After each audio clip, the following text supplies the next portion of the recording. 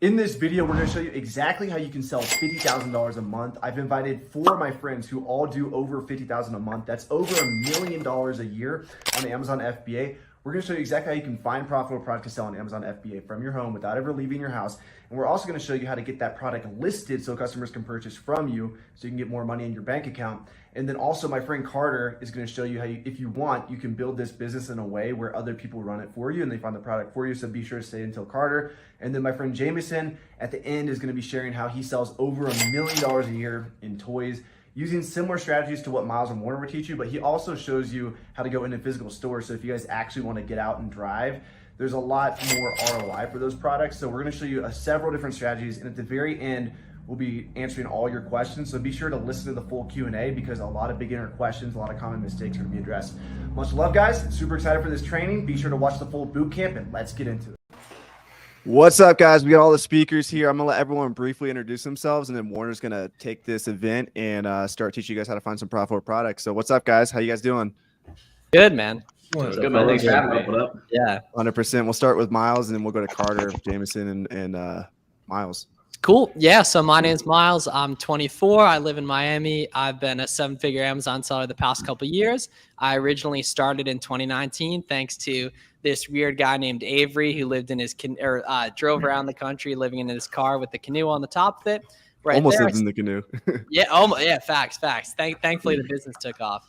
Yeah. Right there, and started doing online arbitrage in 2021. That was what really clicked for me. I did 7 figures in sales that first year. 6 figures in profit, been doing that stuff since then, 6 figures a month for about 2 years now consistently right there, and excited to chop it up online arbitrage. We have a sourcing software called Selleramp, and love talking about this stuff, so we're gonna get a chance to do a lot of that today. Okay, I think I said Miles twice. I confused Miles with Warner. Warner, if you want to introduce yourself real quick.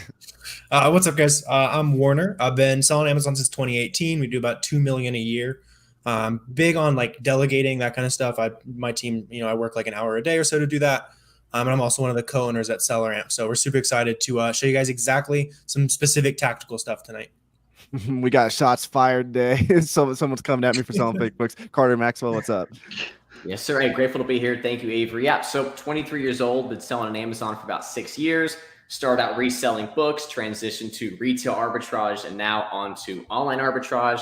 Personal Amazon business does about $55,000 to $60,000 a month, and I currently work less than about an hour a day, just like Warner over there, because I've structured my business to be able to operate by 2 virtual assistants without needing too much input from me. So grateful to be here.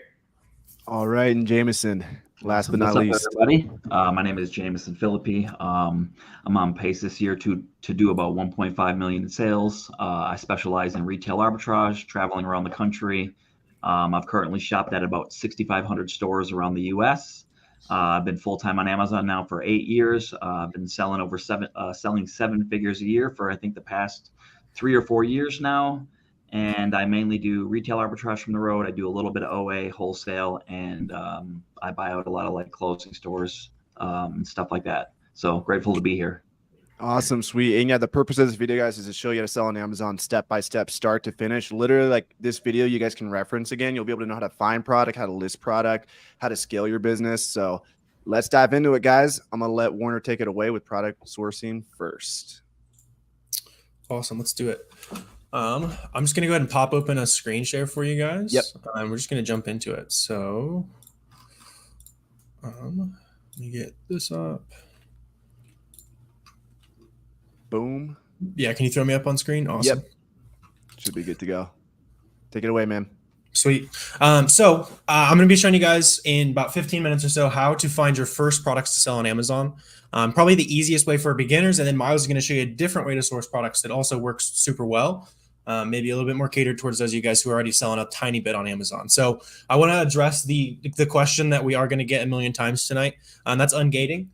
Before I ever even talk about selling products, yes, you can sell name brand products. Yes, you can get ungated in them without any prior sales history. So this is like an example of a standard wholesaler. I use Frontier Co-op in a lot of examples. I've used this website to get ungated in a lot of major categories myself.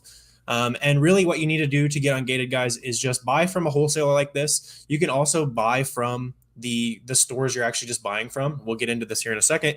But if you want to buy the book super safe with it, you can buy from wholesalers like this. Make sure you buy 10 units of the product. Download the invoice, all that good stuff, submit it to Amazon, you're good to go. And you will get denied a couple times, right? So keep resubmitting. You'll get a rep that knows what they're doing as long as you open a case instead of reapplying on the same one. So that's ungating. Hopefully that addresses a lot of limiting beliefs that some of you guys might have. So let's just go ahead and jump into it then. So I've got this example product up. Because this is number one, it's a good starting point for this sourcing method. We're just going to be doing some reverse sourcing here. So for those of you guys who are expert Amazon sellers, you guys are probably masters of this already. You know how important this is. But I've got this product pulled up, right? Because over on Amazon, it's selling for about $30 right now. Over at Target, it's in stock, all that good stuff. We can get it for $16. So plugging that into your profit calculator, even at the price it's at right now, you're going to make $5 profit. It's not the greatest ROI in the world, but this is just one quick example here of a product that you can start from at least, right? I've got a few examples we'll probably jump into as well, but all you need to get started with this method is one example product. Here's your example product if you don't have a profitable product that you can start from. But let's just go ahead and jump into it then. So the first thing I'm going to do on these listings is find a storefront that has, a few reviews, not a ton, because you don't want to be kind of an expert, so to speak, right? So this guy here with 4,000 reviews, they're probably going to have a ton of products, a ton of brands that might be difficult to figure out how to source. So this is actually kind of a weird one. They're selling anything under the sun, so good for them. But I like focusing on sellers with not a ton of feedback because they're not going to be the most expert sellers in the world. So this guy only has 4 feedback. If this is you, then sorry. But we're going to go ahead and dive in from here, right? So using Selleramp. Selleramp is our tool, right? It's less than $20 a month. It's one of the few tools that you genuinely need to get started selling on Amazon because of this method right here and profit calculator, all that kind of stuff we'll get into as well. But as we're on this storefront view right here, this is where the magic happens. This is where we source profitable leads, and hopefully we can find something live with you guys, right? But all we're looking for here is the items that we think we can buy for the max cost. So Selleramp's going to make it super easy for you. You don't have to worry about knowing what price to buy it for. A lot of times the fees can vary widely from item to item. Typically, you want to buy it for about half of what you're going to sell it for, but clearly you can see there's some exceptions to that because, right here we need $3, which is obviously less than half of 13. So let's just go ahead and jump down the line here and start picking out things we think we can buy for that cost option. And for me, I'm going to probably skip a lot of this up at the top. Kind of makes sense. The stuff at the top is the fastest selling items. The fastest selling items are going to have more intense competition. So if you do find one of these, 800 BSRs that sells really fast, it's profitable, then that's an awesome kind of a winner, right? But it's going to be a little bit harder to find those super fast, super profitable leads. I might actually check this one. I'm not sure what the prices on this kind of stuff is. So to do that, we just have to hit the Google button there. It's going to grab that and paste it into Google for us. So we got coconut there, and then it's going to find a lot of different options for us. I'm a big fan of the Google Shopping tab on here. So we can start seeing if we can find it for around $4, and always remember coupons and all that good stuff. So I see it here for $6, and always just going to open up a few different options, especially if it's close, right? So on this one, maybe we can get a coupon or something like that.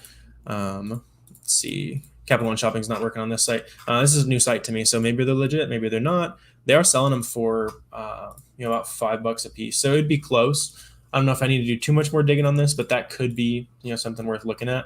And really, as we're going down here, you'll start to notice, and over time, what you need to develop as a new Amazon seller is which items are reasonable to find for that price, right? And as a new seller, you would have no idea to know if this is a $3 item, this is a $20 item, in terms of how much you'd have to pay for it to source it. So if you don't have that, those things connected, you need to look at everything. And that's why sourcing is going to be slow for you as a new seller.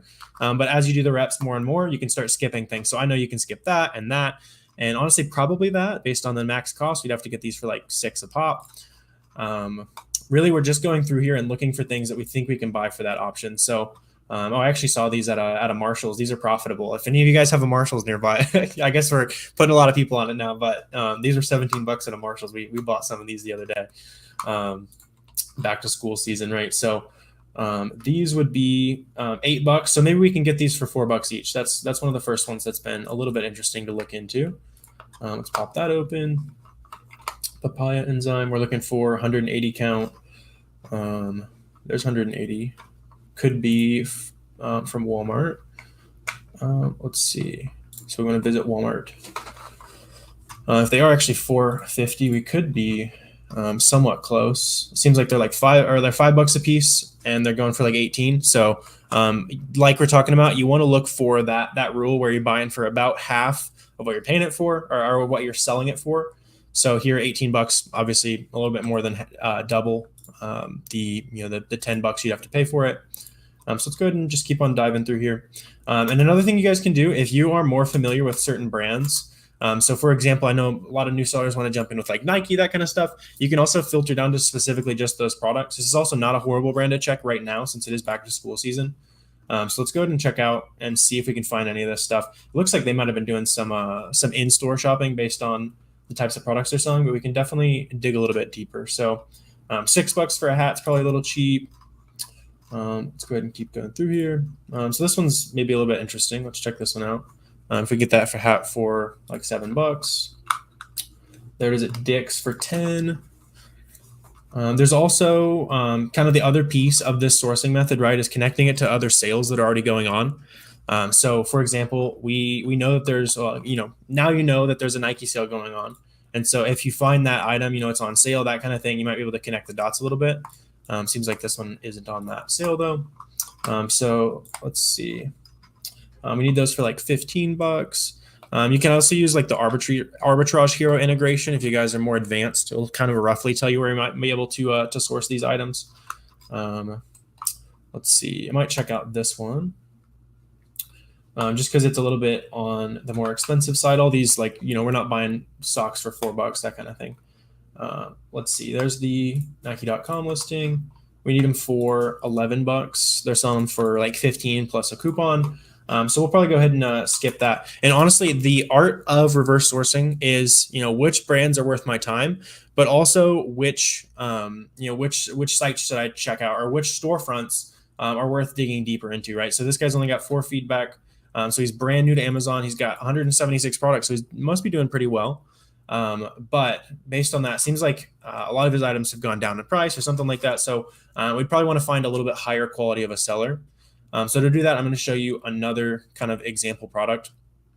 So found this one on Walmart earlier. I noticed it was out of stock when I was checking it, but we can still use it as an example, right? So all the resellers already scooped up all the profit from this listing, but that does not prevent us from scooping up some profit of our own on this. So let's go ahead and dig into this. We're going to go ahead and turn on Prime only. If you want to do some merchant fulfillment, you can do that. But if you go down to, specifically selling Prime products, you're going to be competing with people who are a little bit more similar to your business model. So let's go ahead and pop some of these open. So 7 feedback.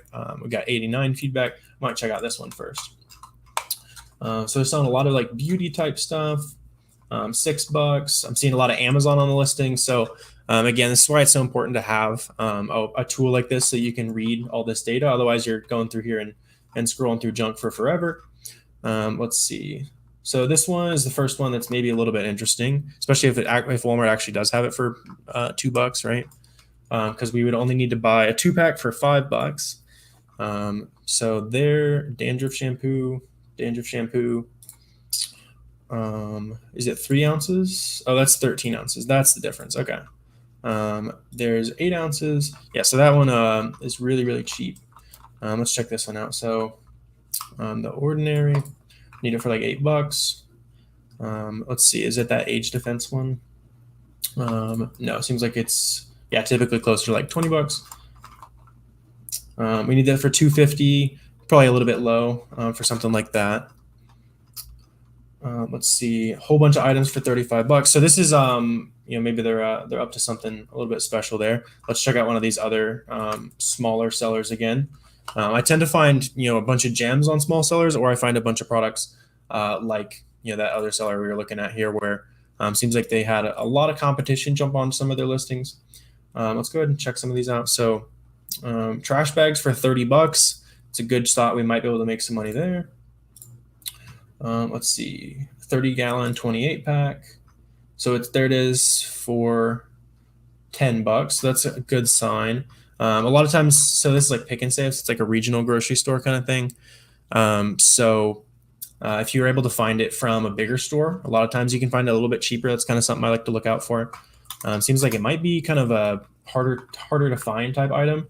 This would honestly be the type of item I'd add to a list and try to, contact a supplier for Glad, that kind of stuff, right? So that's another thing you can think about as you're doing online arbitrage reverse sourcing is start making those lists of brands that you want to keep in mind, and you find 3, 4, 5 products that are good in Glad brand, you can go try to find a supplier for it, right? So I really like kind of doubling up the business models there. A lot of people are like, which is better, but both work together super well. So let's see. So we need these for like a 3-pack for $12. It's possible, especially since Walgreens is having a little bit of a coupon here.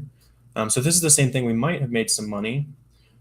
So that is shampoo, conditioner. Is that just shampoo? Let's see. It seems like it might be. But this does mean that we can probably check and see if they have the other one.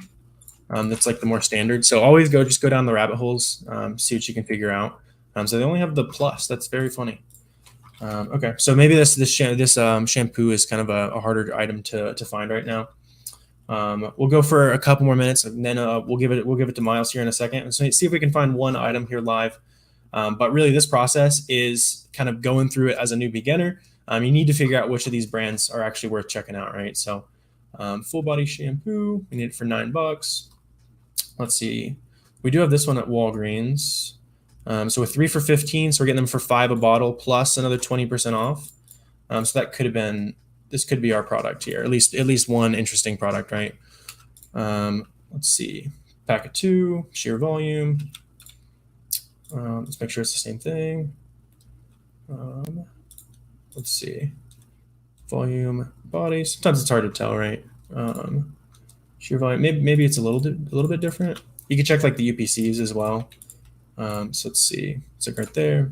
A lot of times there'll be a picture of the back of the bottle, so you can compare them. So it seems like UPCs might be a little bit different, right? But this does mean that I would probably go down the rabbit hole of checking out this, this website, this sale that we just landed on. Really, you want to just kind of be aware of some different opportunities that are going on through reverse sourcing. And then the method that Miles is going to talk about is how you actually look through that once you have found somewhere interesting to look at, right? So I also want to show you just one other quick example of a winner that we found earlier today. So we were just looking at Marshall's, just a super random shoe brand here, right? So we found these for $80. And then over on Amazon, they're going for, right now they're up at like $155. So at $155, you're making, $43 a unit. At more like average prices for this product, you're making, $145 sale price, maybe $135 worst case if it goes down to like where it's been down here. So this is kind of the type of products you want to be on the lookout for, right? So this is another potential product you guys can start from to source there. So fortunately, I don't think we were able to find some items that were close, but nothing super super winning there in that little bit there. But hopefully that's a good breakdown of reverse sourcing for you guys. So now that we have good sales in mind, right, Miles is going to talk about how to look through those sales. Awesome. Sweet. Appreciate you so much. And this is like a great technique, not only just for online arbitrage, but also for wholesale. Being able to look at Amazon sellers who are making money and looking at their product catalog is like, I mean, that's just a skill set, to have. Some people think it's dirty. Some people not. Like I talked to Al over at Selleramp, the developer, and he was like, I can't even do his accent, but he was like, I think it's a bit dirty. And I'm like, this is business, and I'm doing wholesale now. And I can tell you that like, when you're looking to expand your catalog, you can just look at somebody else's store and see, oh, they're also selling these products. I didn't know my wholesaler carried them. Same with online arbitrage. If you're buying like a lot of Nike product from Dick's Sporting Goods or something, you can go to other people's stores and see, oh, they're also selling these same products. So super awesome. And you're basically going from Amazon sellers to Google, but now Miles is going to show us going from the store to Amazon. So we'll get Miles up here. And real quick, if you guys look below me, you guys will see this Rollo printer. I'll put this on the screen real quick. you guys can see it. You can imagine what the whole thing looks like. We'll be giving this away at the end. This is a $150 to $200 value. One of you guys will be getting it. I'll go over the stipulations on how to enter the contest, but this is going to be given away to one of you guys. So I bring Miles up. Thanks so much, Warner. Bang, for sure. Sweet. What up? What up? What's good, brother? Ready to rock and roll? Yes, sir. Do a little manual sourcing action here. My audio sounds good? Yeah, you sound great. Cool. Sweet. All right, here we go. So what Warner was just talking about was reverse sourcing, which we, obviously just went over. Right there, what I'm going to be talking about is what's called manual sourcing, where when we identify that a specific website has a good sale going on, or that they have pretty good coupons, good way to get a good discount, right? It can make sense to manually go through the website to find profitable product from there, right? So, for example, right now, I know that Nike.com has a 20% off sale going on their website, right? We can see we can get an extra 20% off select styles with code SCHOOL20 until tomorrow, which is August 12th, right there. So it's going to make sense to take a look inside their website here. Now, manual sourcing is harder for beginners, but it is more profitable than reverse sourcing, right? And they're going to feed off each other, right? And reverse sourcing makes more sense for beginners because to be good at manual sourcing, you already have to have a decent idea of what sells well on Amazon, right? And how do we learn what sells well on Amazon, right? We look at what other sellers are selling. So they feed off each other. And it's not that you should do one or the other more, right? They're going to build off each other. But definitely reverse sourcing is easier for beginners and manual sourcing is more profitable because it's harder right here. So what we can do, you can click into the sales section right here. We can see we now have about 4.1 thousand products right here, 4,100 right there. I'm going to go ahead and filter this to men's because I think we'll have a higher hit rate right here. Now, we can see that all of these products, we get an additional 20% off right here, right? So what we can do is we can scroll through here and we have to think to ourselves, looking at the price we're going to pay after the 20% code right here, we have to think to ourselves, could I see this selling for double or more on Amazon? Right. So like right here, we got these at 95 minus 20%. So that ends up being right around like $80, 78 right there. Could I see these selling consistently for like 160, 170 plus? It's like probably not, right? That's what's called the 1 to 2 rule right here. These guys I don't see being 160. These guys I don't see being 300 plus. Right here, I could possibly see these doing well actually at like 80 plus, 70 plus. Right there. These guys I don't see fitting that. These guys I don't see fitting that. And we're going to talk about how to find like, the best colors and stuff too and everything. But what we first need to do is open up a bunch of listings right here. And then what we'll do is actually go ahead and reference over to Amazon and see if they're profitable. So like, I don't think I see these doing well. These guys I definitely could see being 30 plus in a 3-pack right there. I don't think those are going to do as well, just pricing wise. Right there, 160 or $80, 160. I don't see that. I don't think these are going to be like 100 plus either. Right there, 80, 85 right here. These I could definitely see being good. Right there. Possibly right here. Dry Fit Legend t-shirts. I've sold some of these before. These tank tops potentially as well. Right. So what we can do is we open up a bunch of these listings here. And now we want to go ahead and do is reference over to Amazon basically and check if stuff's profitable. Right. So we can see a lot of these where we can pay like $24 for basically. Right. So if any of these are like 45 plus, 48 plus, we're going to be nice and profitable right here. So what I do is just copy over the title right here. And now we're going to plug these in and check on Selleramp and Keepa if this stuff's profitable right here. So what we can do, we can see we're paying about $24. The gray ones, it looks like we're paying about 24 right here. So now what we want to do is scroll down on Keepa and hit variations right here. And now if any of these are, 45 plus, we're going to have a shot, right? So it's like black and red's up at 50. We know that this has demand because it has 70 reviews right there. This white medium at 48 has 16 reviews. I could see that doing well too. Right here, do they have the black and red one? Okay, they don't have the black and red one on Nike, but they do have this white medium at 24 right here. And we can see that this is actually probably going to be profitable here. So we can see it's at 48. About right here, we can pick this guy up for a little pro tip on Selleramp. We can go here and multiply that by 0.8 to get that exact cost down there. And we can see that on this product, we'd make about $10 profit and a 42% ROI. This does not include sales tax, however, which is going to be unique based on the state you're in. You're going to add that in on the Selleramp backend right there. So for most people, it's going to be about like $8, $9 profit to 42% ROI. That's fine. right there. That's above the 30% ROI target. We also have 10% cash back on Rakuten right there, which we're not necessarily going to add to the buy cost, but it definitely doesn't hurt. And now to further validate this is a winning product, what you want to do is scroll down here and just make sure the price has been consistent up here. So we can see for about like the past like 2-3 weeks where the price has consistently been at that 47 range, right? And we can see it's changed around a little bit.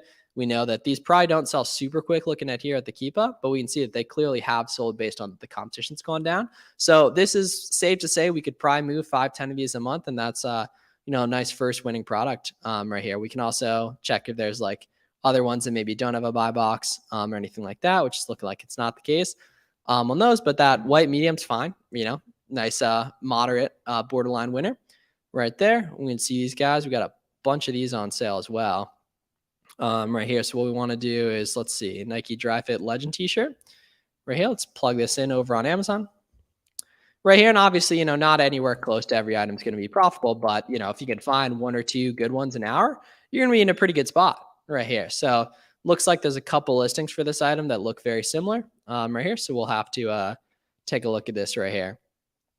Let's see. So let's hop down here to variations. We know we're going to be paying like $20 for a lot of these. So we're going to need these to be like 45 plus to be good, which I'm not overly confident any of them will be, but we're going to find out. Anthracite, gray, white, black right here. White, black. Okay. So $24 right here.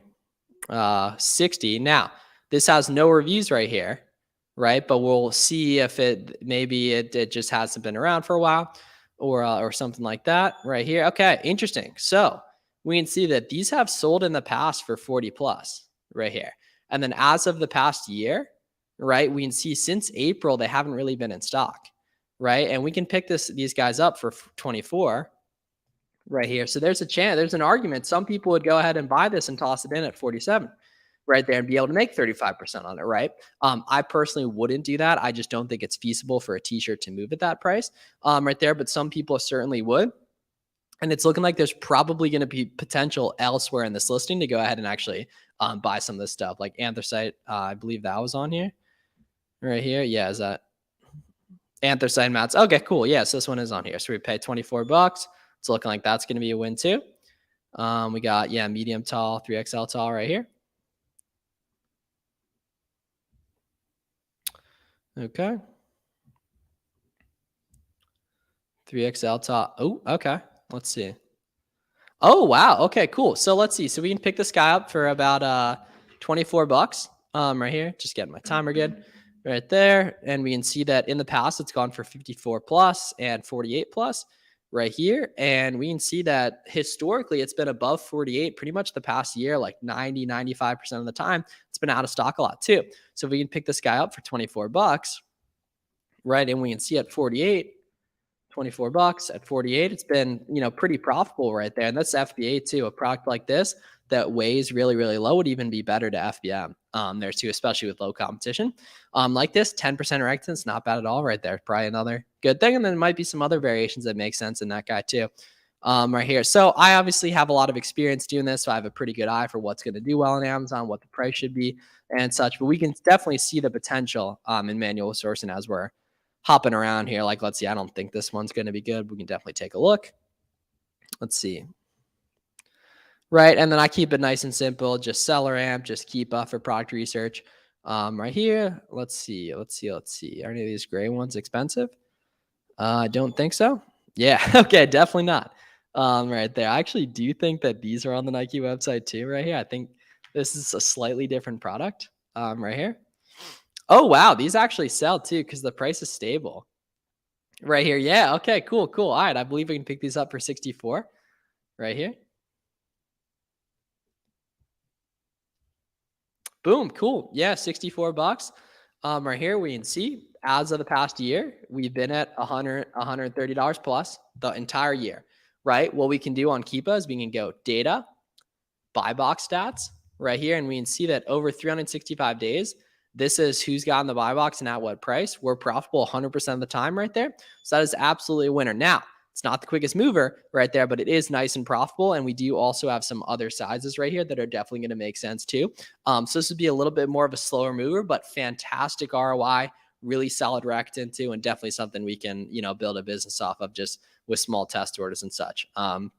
Right there. So yeah, we'll see if we can snag another winner right here and see what we can do. Let's see. So we got a whole variety of them right here. Okay. So we got extra wide, we got normal. Right here, let's see what we got. Okay, Nike Revolution 6. All right, I think I spelled the title wrong a little bit. Let's see. Here we go. Okay, let's see. So what can we pay on these guys? So we can pay like 40 to 45 bucks right here. So if any of these are like 80 plus, we're going to be in a pretty good spot. Right there. I don't know if that's going to be the case, but we're going to find out here. Okay, let's see. A little buy box action right here. They have that color. Okay, they don't. Okay, what colors do we have right here? 80. I got the red ones. Not the correct red. Right there. Okay, I don't think we're going to be it. However, just as we finish up here, just off of past experience, I do know that there's a good chance others of these are going to be profitable from other websites. Just to show you guys an example of that, if we go ahead and look here, these are 80 bucks, right? And then I've been able to pick these up. If we go ahead and search these, right, that's the nice thing is, like I said, reverse sourcing and manual sourcing feeds off each other, right? These products, especially big brands like this, are going to be carried on other websites too, right? So I happen to know that these are over on Rack Room at 40 right here. And then I also know that there's a 10% code on Rack Room, which ironically it says excluded from all promotions, but the 10% worked on there, which I got from this extension, Capital One. Right there, Capital One Shopping, which you guys should all have right there, gets down to 36 right here. And that is a nice profit as well, my friends. 23 bucks a unit, 65% ROI right here. So we can see there's a lot of opportunity, right? And the nice thing is with this type of product, right, there's a lot of other sizes, other colors, right? So there's going to be further opportunity. And it makes a lot of sense to put the time in to go ahead and, take a look at this other stuff. It's on here too, because I've sold some of these in the past and such. And there's a lot of opportunity with manual sourcing.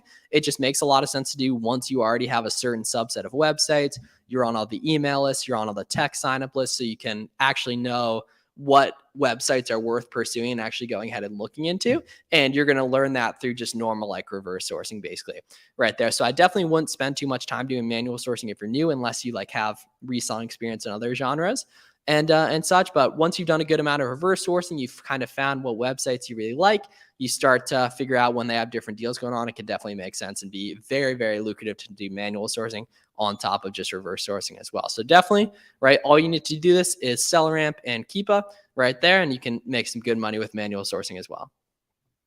Sweet. Appreciate you, brother. Cool. Yeah. Fire right good there. Good stuff. And we got tons of questions coming in. So at the end, we'll be doing a Q&A. Miles will hopefully be back with us for a little while. If not, Warner will be there to help answer some questions. But yeah, let's keep moving, cool. Brother. Yeah. Thanks for watching, everyone. 100%. All right, guys. So now you know how to buy products. You have the products. I'm going to show you exactly how you can list them and get them active for sale on Amazon. So I'll show you here on my screen. You guys can list on Seller Central, but the problem with Seller Central is Amazon wants to make money, right? And they're going to tell you to restock items that maybe you shouldn't restock. So if you guys, and Amazon's going to show you how much you're doing in sales, but they're not going to tell you your true profit. So this is GoToLister. This is software that me and my friend developed, and it's an inventory lab replacement. And if you see here, you can see what your total sales are, 27,000. This is how much you paid for the inventory, 4,000. This is the total fees for the inventory. This is like Amazon FBA fees. That's 7,000. So we're left with a true $15,000 profit.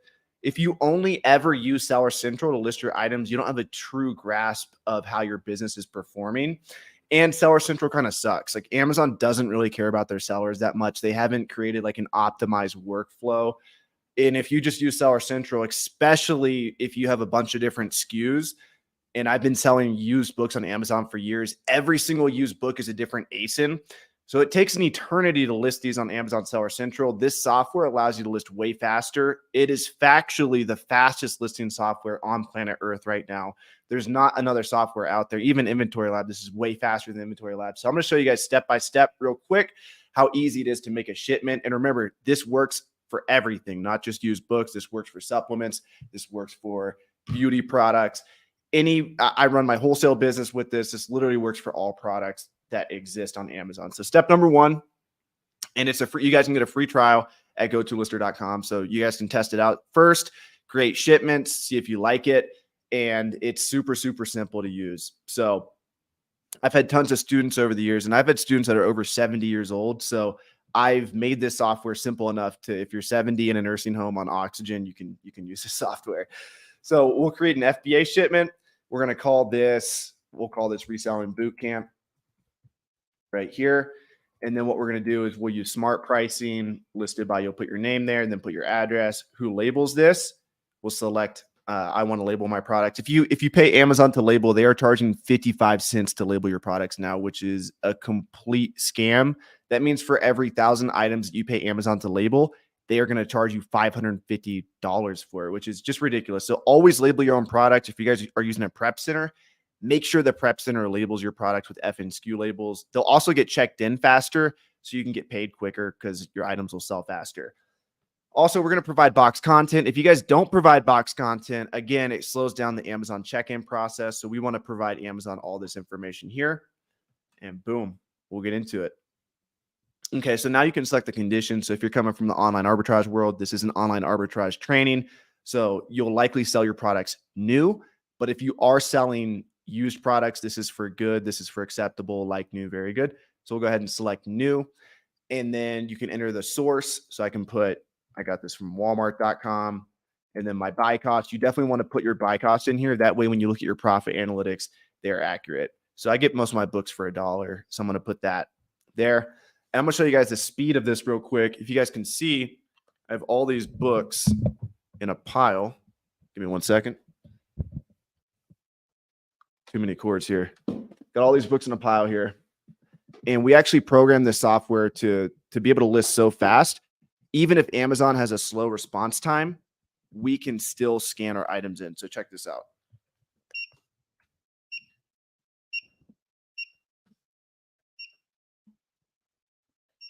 All right, that's 6 books here. I'm currently here in Mexico, so I'm not going to label these. But if you have a Rollo printer or a Dymo printer, it would be printing out the labels right now. And I would simply label these with F and SKU labels. So be sure to prep your items properly. Most items don't require prep. If you are doing online arbitrage, some of your items will require a poly bag. I recommend getting a good prep center that knows how to prep items. But if not, I mean, just follow the instructions that Amazon gives you. So as you can see, I just listed like 12 books in probably 20 seconds. If any of the books have restrictions or any errors like that, they will come up here. So you can see this one had 2 different titles. So I can see that this is the correct book here. So I'll select that. Boom. 13 books in less than a minute listed.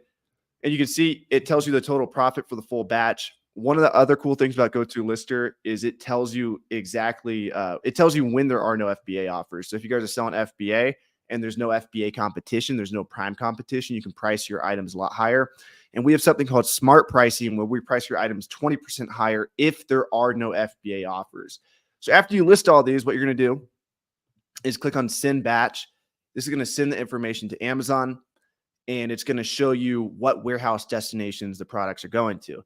So we have 2 products going to one warehouse and 11 products going to another.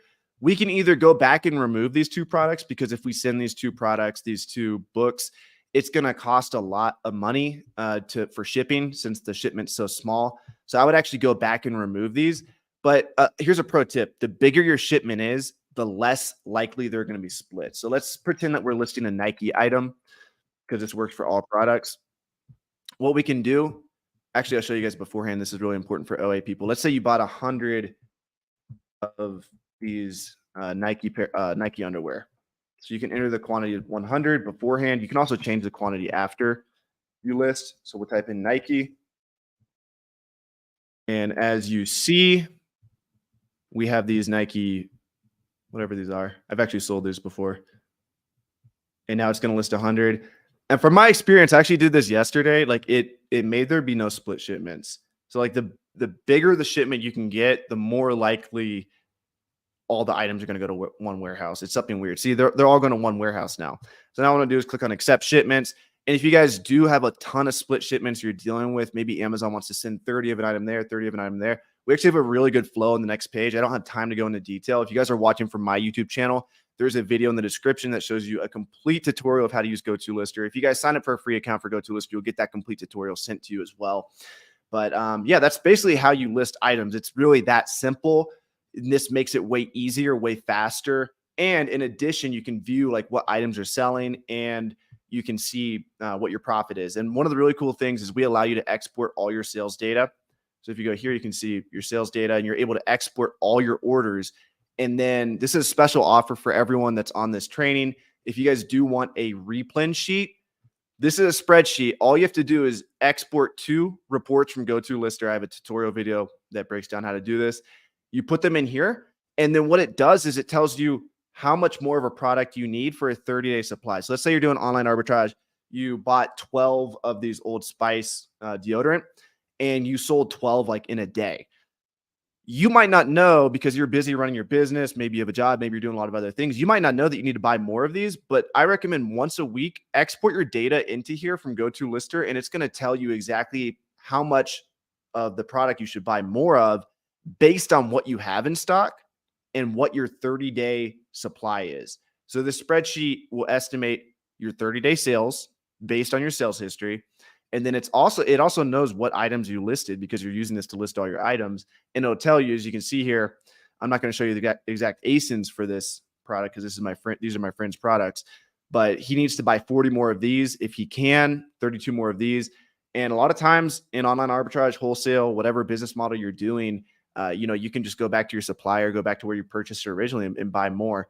So one of the biggest mistakes you can make as an Amazon seller is understocking in inventory. You want to keep all your inventory in stock as much as possible in order to keep your profit high every day. And you also don't want to overstock too.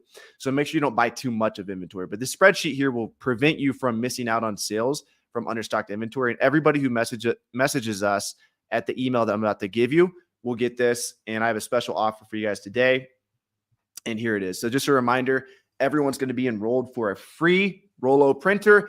The Rollo printer not only prints shipping labels for the box, so the Amazon label, the UPS label, it can also print the labels, the FNSKU labels for your products.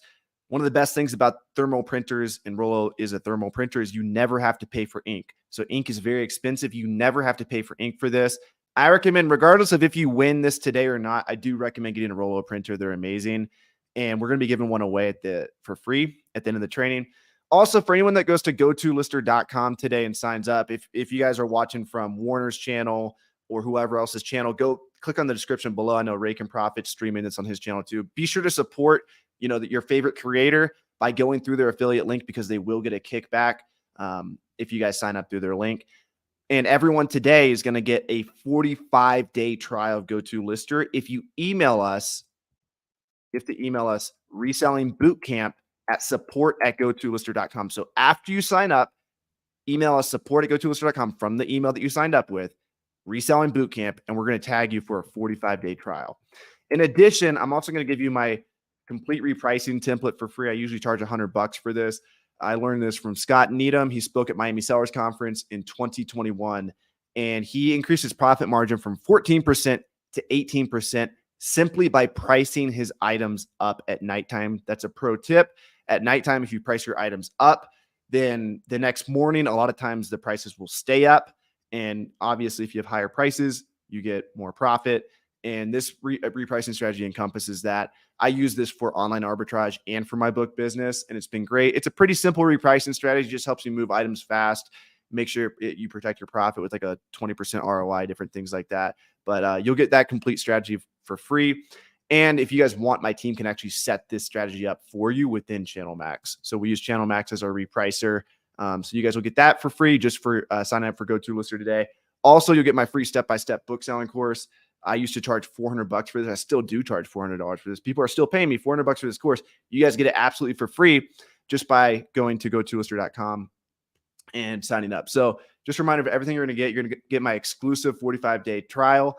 That is a $75 value. That's $75 worth of our software, because you're getting 45 days. That's a month and a half free.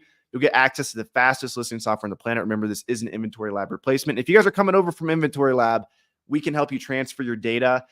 We have a very simple video that shows you how to download one report from Inventory Lab and transfer all your data to GoToLister. You're gonna get my $400 book selling course for free. It's got over 100 videos in it, dozens and dozens of hours of footage, teaching you how to build a book business. And then my complete repricing strategy, copy and paste template. This is good for online arbitrage and for book selling as well. It's via Channel Max.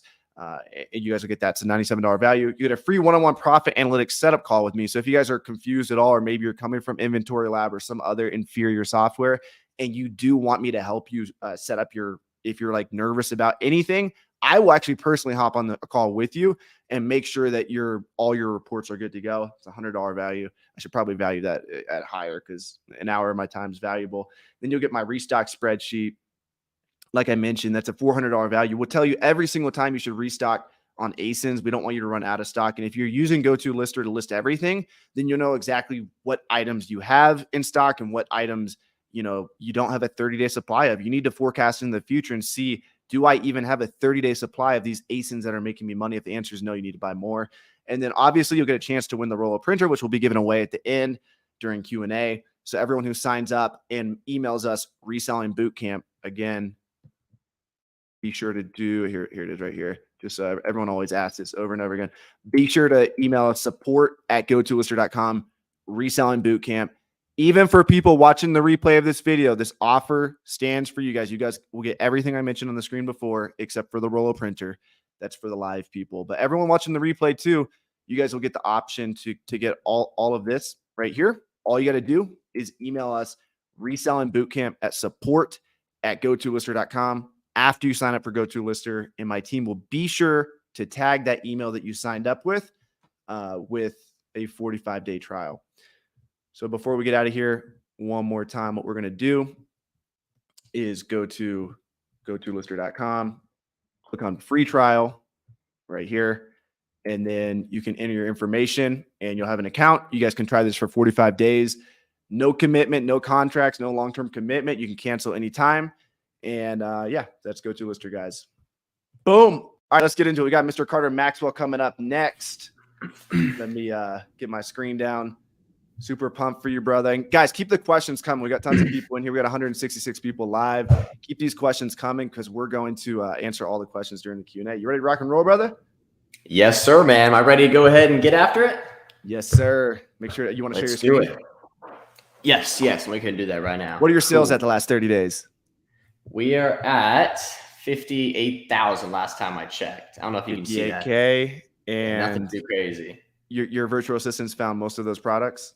Yes, they did. All of them? I'm about, but majority of them. I'm not doing too much sourcing on my own right now. So yeah, so I'm pumped to have Carter here because he actually went to the Philippines, which I'm super envious of, to meet his Filipino team. He's probably the most connected person with the Filipinos.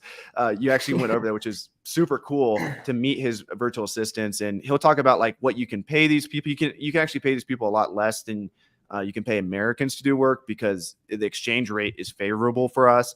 And you can really leverage these people to help you build your business and find profitable product. And, if you guys are trying to build a real business, we can take a step back and have product be found for you.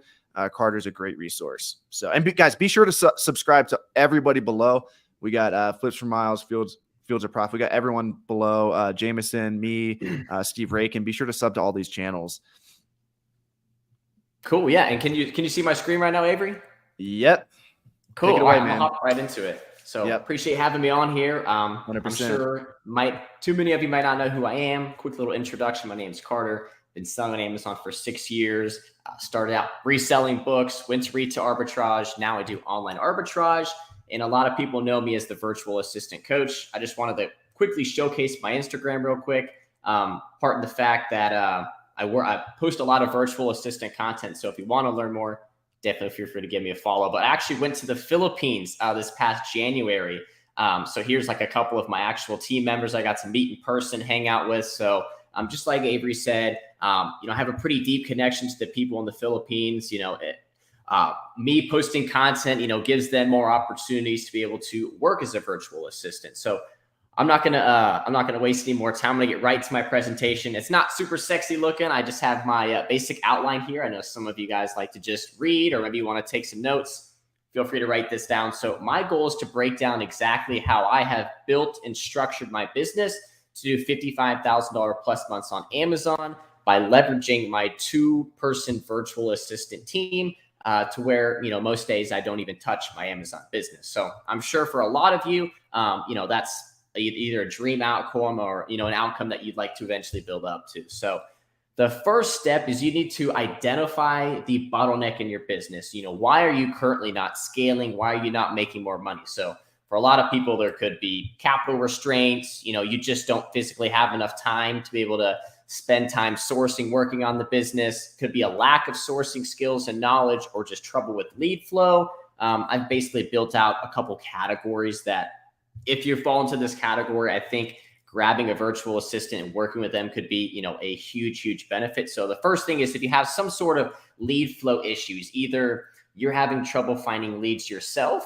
or, if your time is already limited. I work with a lot of people that have full-time, part-time jobs, stay-at-home moms, kids. They have other commitments, and by all means, go ahead and live your life. But, the overall goal of, growing that business, I think a virtual assistant is a great way to do it. So that leads me to step number 2, which is the hiring process. So I use the job website called Onlinejobs.PH. I know there's a couple other websites out there you can potentially find virtual assistants from. There's Upwork, there's Fiverr. From my experience, and then also, studying some of the larger sellers out there I've talked to, Onlinejobs.PH has been great for me. I'll pull up 2 job posts here to show you a few examples of what I think a good job post looks like, and then maybe a not so good job post. So the reason you are posting a job post is you want to alert the community. People are coming on this website. They are looking to be freelancers, and specifically, being a product sourcer in the Philippines is actually a great opportunity. You get paid well, you get to work from home, and, there's the opportunity to expand, increase salary, all those great things. So what I want to mention is when you create a job post, you want to do your real best job to attract high quality candidates. For example, this is what I consider a not very well put together job post. It's not very descriptive. Nothing here is really piquing my. If I popped on here and I was a virtual assistant, first off, this monthly salary isn't super attractive. This is very much on the low end. $2 per hour, very much on the low end. You're going to be working US hours before you switch to Filipino hours. So there's not much going on in this job post that is going to attract those experienced, those skilled virtual assistants that you want to attract to your business. And here's an example of one I found earlier today. You can just see the difference in the copy, the layout. They explain exactly what the role is, what they're looking for, preferably past experience that you have, if that's using softwares, tools, and even key things like benefits. This is something a lot of people forget about. Like, you want to attract the best people. So for my company, I give paid time off for all Filipino holidays. I allow them to work flexible hours. Obviously, we have goals in place. We have, amounts we have to spend on inventory. And so I allow them to work Filipino hours, which is basically while I'm sleeping, they're working. I wake up, there's deals in my inbox. And then right down here, they have a couple of questions just to learn a little bit more about them. And I'll show you just exactly why putting a few questions on your job post can be extremely important. Of course, I know a lot of you are going to have questions. Feel free to send them in the chat now, or you can message me on Instagram if I don't get to them today. Step number 3, you want to sift through prospects. If you put out a solid job post, don't be surprised if 75 to 100 virtual assistants apply and reach out to you. Now, 100 people reaching out to you, that is, first off, for your first time, it's a super overwhelming process. Most Amazon sellers, they put out their job posts, they have all these people come and reach out to them, and then they're like, oh my gosh, like, how do I figure out who to sign? Like, I'm not about to interview all 75 of these people. So then you just look at their resumes and you line up a few random VAs and then select one to work with. Personally, that's not my favorite approach.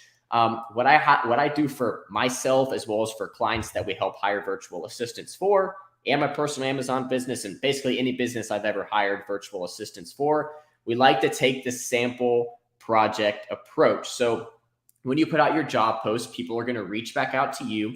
You want to be able to provide some little small, quick project. Try to keep this under 30 minutes. You don't want to ask like, hey, give me 3 leads or 5 leads, because I mean, that could take a virtual assistant hours all day. You obviously want to be respectful for their time, and you want as many people to be able to complete that sample project as possible. One thing I did want to mention, and I highlighted right here, when you put your job post out, just add 2 or 3 questions at the bottom. You can see, enter your, what's your favorite category to source products in, your past experience doing online arbitrage, your favorite, grocery stack. The reason you want questions is you'll be able to quickly see which job applicants that responded back to actually read your job post. A large portion of the time, there's going to be virtual assistants that just go through every single, online arbitrage job post, and they just spam out their application. They're not actually reading your job post. And for that reason, that's not a candidate that I would want to bring into my company, into my business. So, adding something as small as 2 or 3 questions, and then actually making sure they read your job post and, responded to it correctly is huge, because your goal is to filter out the good candidates from the bad candidates. So that brings us to step number, actually, I want to talk about the sample project real quick.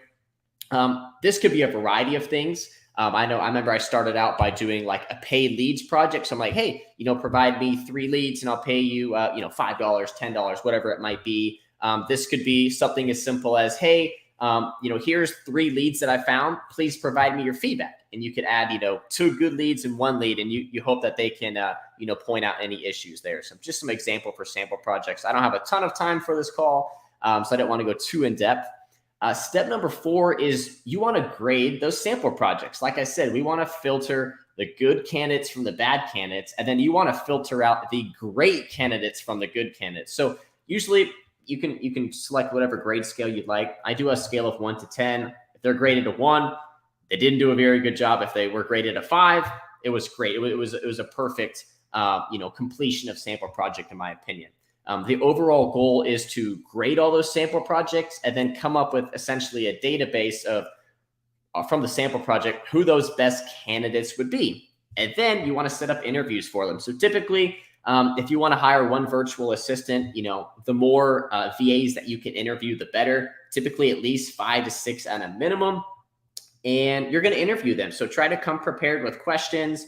I usually schedule about 15 to 20 minutes for each call, so I can make sure I get all of my questions and I'm able to learn as much from them as I can. If you need help with questions, message me. I have basically a document I put together with questions. But for example, one big question I like to ask them is, hey, how long have you been doing, Amazon product research for? How long were you with your last client?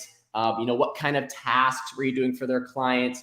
How much were they paying? You're just trying to gather as much information as possible. And specifically for me, my goal is to have that VA transition into my business and help me, grow and make money as quickly as possible. And so very often I'm going after experienced and skilled VAs, which helps, filter out when you can do a sample project. And then, you can confirm basically the legitimacy when you hop on the interviews with them. So definitely recommend getting at least 5 or 6 interviews. Take some notes, give some time to think about it. Also, I know there's a lot of things like salary. I was kind of going to hold that to the end because I know a lot of people have questions. Do I pay them for leads? If I'm paying them $400 a month or $500 a month, should I have them send me a certain amount of leads, or how do I structure that? So we can talk about that a little bit later. But the goal is to obviously select a top candidate. Now, if you have, 2 or maybe even 3 great candidates, you can't decide, just set them up on a paid 1 to 2 week trial. This is what I've seen has worked best for me. A paid trial, it's a win-win for everybody. And you're able to see kind of who performs the best and, who does the best work for, whatever your task is, if that's sourcing leads or finding coupons, deals. And then step number 6, I'm going to spend a little bit of time talking about this because there's 2 huge steps in having success scaling on Amazon with the virtual assistant. The first one is the hiring process, like doing your absolute best in selecting a very good candidate that's qualified, skilled, has a good personality, and has the ability to want to grow, learn, and just overall grow in your company. And that also brings us to, basically the second chunk, the final step of this process, which is the training. So after you've done your best to bring on what you think is the best possible virtual assistant, you need to train them. And for beginner Amazon sellers, this can definitely be a struggle because your goal is to basically pass your knowledge, the skills you have, sourcing skills, to that virtual assistant. The quickest way that you can scale is to get that virtual assistant operating and thinking exactly like you, the business owner. This could be one of the best ways that I did it was getting on Zoom calls. Hey, here's how I like to do product sourcing, like just kind of how Miles and Warner earlier were, showing you guys how to source. That's exactly what I would do. But specifically, some sellers like maybe have specific brands or specific categories that you like to focus on. You can kind of share those tips and tricks with that virtual assistant. Of course, you want to build first off a personal connection. This is, this is an employee. A lot of people, I think, don't treat their virtual assistants very well, and they expect too much of them when they're not, providing the value, providing the training that they need. So first off, build a personal connection. Where are they from? What are their hobbies? What do they like to do in their free time? And then you can kind of get into the business section. But overall, you are a mentor and a coach to them. You have more skills than them. So you need to be able to pass that knowledge onto them so that they can continue to grow and help you scale your business. And kind of how I have my business structured is I have 2 virtual assistants. So I have one full-time sourcer. All day, every day, she's sourcing. And then I have basically my half product sourcer / half purchasing manager. So he also finds leads, but he also reviews that first virtual assistant's leads. First off, what he does is he provides feedback for every lead. If it's a good lead, he approves it. He tells her why. If it wasn't approved, he's providing feedback. Feedback is also huge once you have a virtual assistant. That's kind of why you need some level of experience. You don't have to be a complete expert, but some level of experience where when they provide you a lead, you can provide feedback so that if they gave you, an unprofitable lead or, a lead that you don't want to pursue, you're able to teach them and show them why. Of course, you want to share your vision. Hey, I'm doing 15,000 a month, 20,000 a month. I think that, if we focus on our spend goals and, really hit these sales, like we can get to 20, 30,000, opportunity for raises, bonuses, all that cool stuff. But your goal is to serve as a leader and as a teacher. I also wanted to save some time for questions as well, so I don't want to take too long. But if you guys have some questions, feel free to go ahead and message me on Instagram. I'll go ahead and send a link in the chat. Feel free to message me with questions. I'm sure Carter's all about the Instagram, guys. We got to get his YouTube channel back up. Comment one below if you want Carter to start posting more on YouTube. This kid's talented, but he's been gone for over a year. He's just been posting on Instagram for some reason. But go ahead and go give him a follow on Instagram, but also give him a sub on YouTube. And we'll be running some Q&A here in about probably 20, 30 minutes with all the speakers. So if you guys have questions specifically for Carter, go ahead and drop them in the comments. And Carter, if you maybe want to look out for some of those and write them down, and then we can address them. We got tons of ones coming in. We got Desa, we got Marty, we got My Stealth Life. Real quick, I'll let you answer this one. Like, what do you think is like a good starting rate for a virtual assistant for sourcing?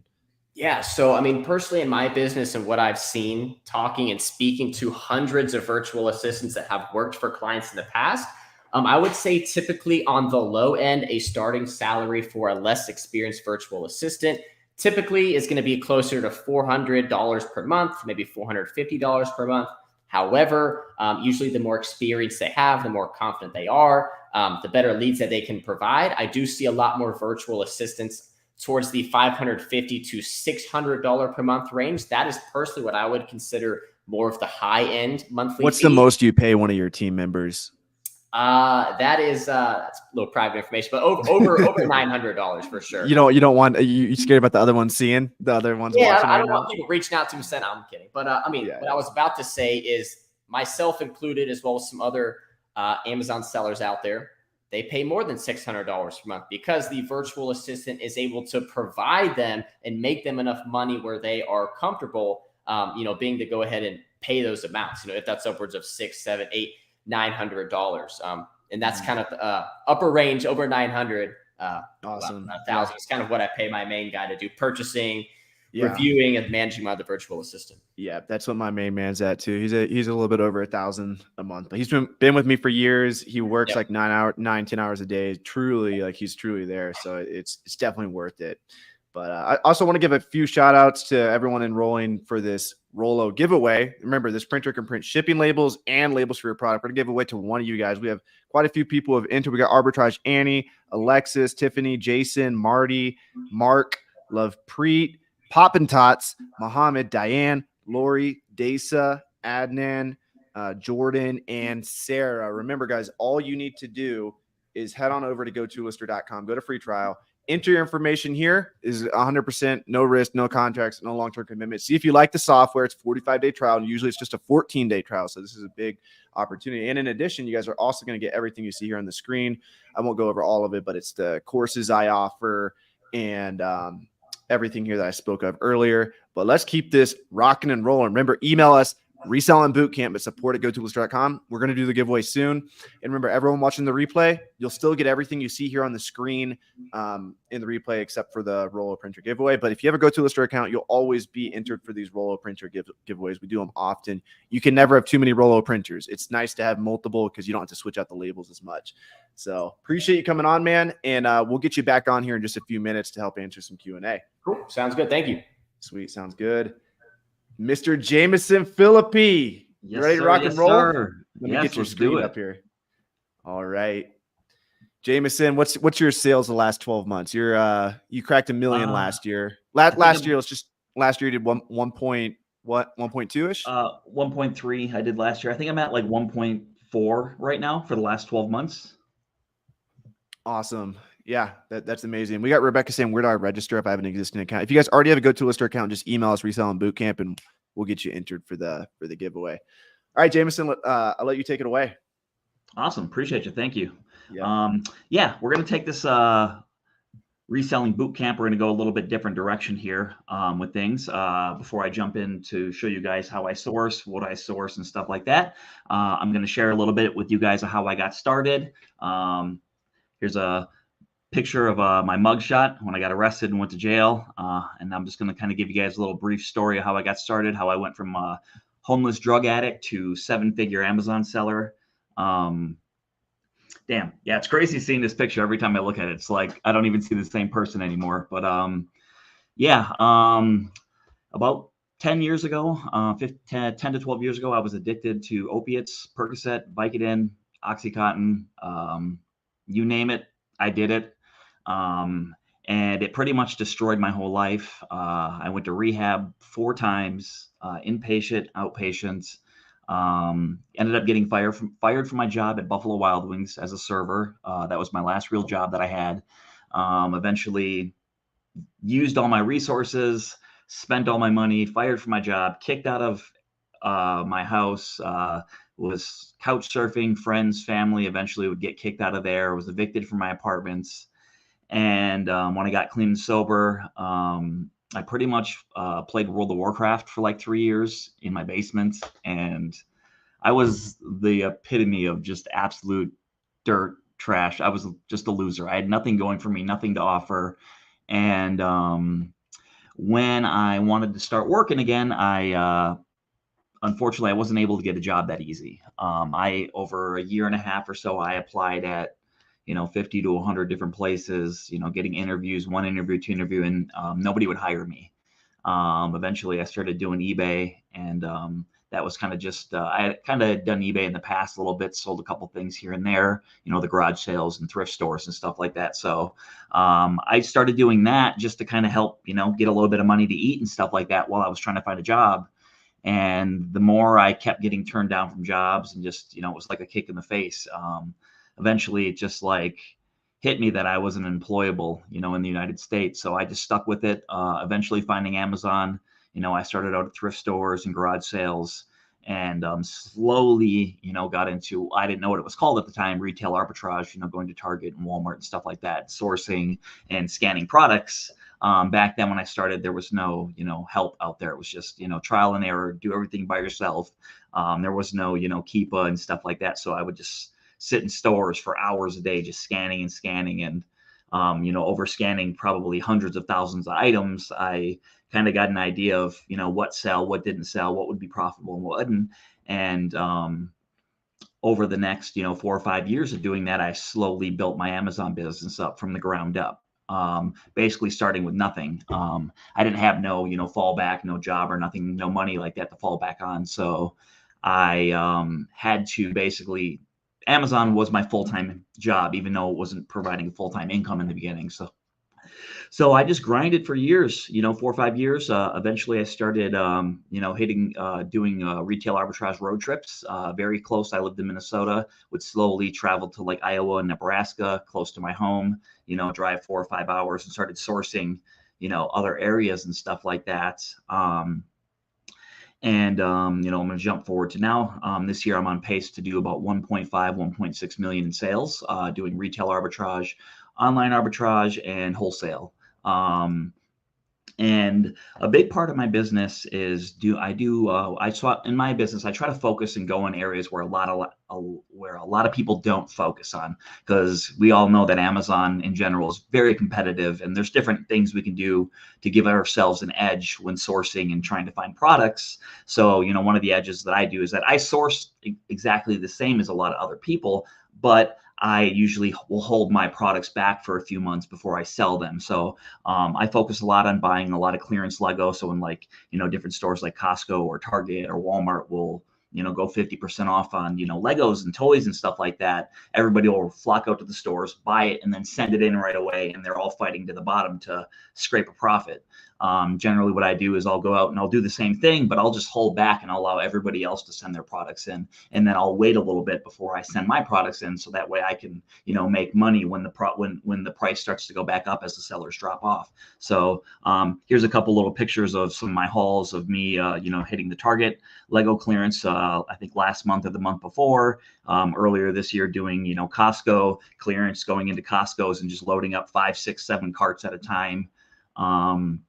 And a mixture with doing the long-term holds and stuff like that. I also do a lot of retail arbitrage from the road, where I've traveled to 44 states in 3 countries and doing retail arbitrage and living pretty much in my car, hotels, Airbnbs, and traveling around the country and stuff like that.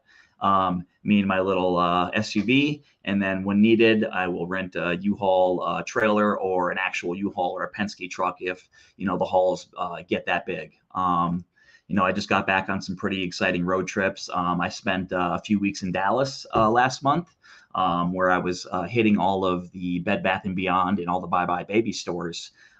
This is a haul from probably my best haul of the year so far this year. I had found a Bye Bye Baby store in Dallas where they had about, I picked up about 4,000 units from these guys at 80% off retail. I had to rent a 26-foot U-Haul and literally filled the whole thing up from the floor all the way back, all the way up to the roof.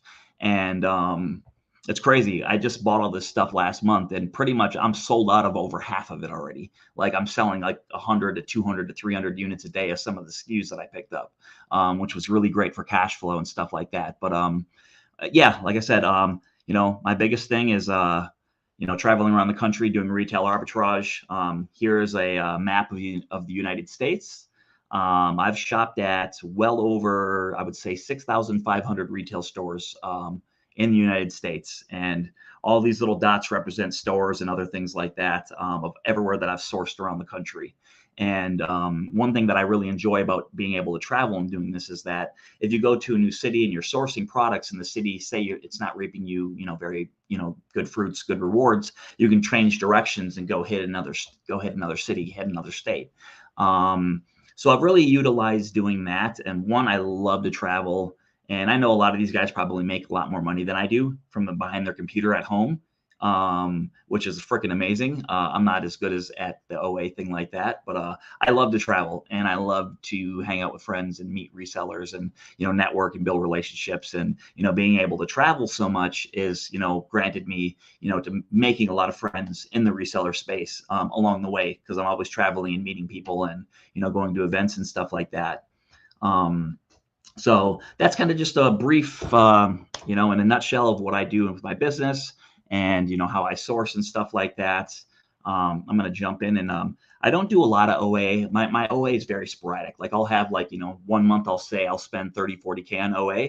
And then it'll be like over the next 2-3 months, I might spend 5K. Like, so my OA is very sporadic where I don't always find deals. And sometimes I wait for sales and stuff like that before I jump on stuff. So I'll do OA when I'm able to, but it's usually just, you know, retail arbitrage. And I do a lot of wholesale too. My business is growing a lot in the wholesale space too, where I just buy, you know, a 1 to 2 year supply of products. And then I just replenish it every couple of months into Amazon and just, you know, sell out over the year or whatnot.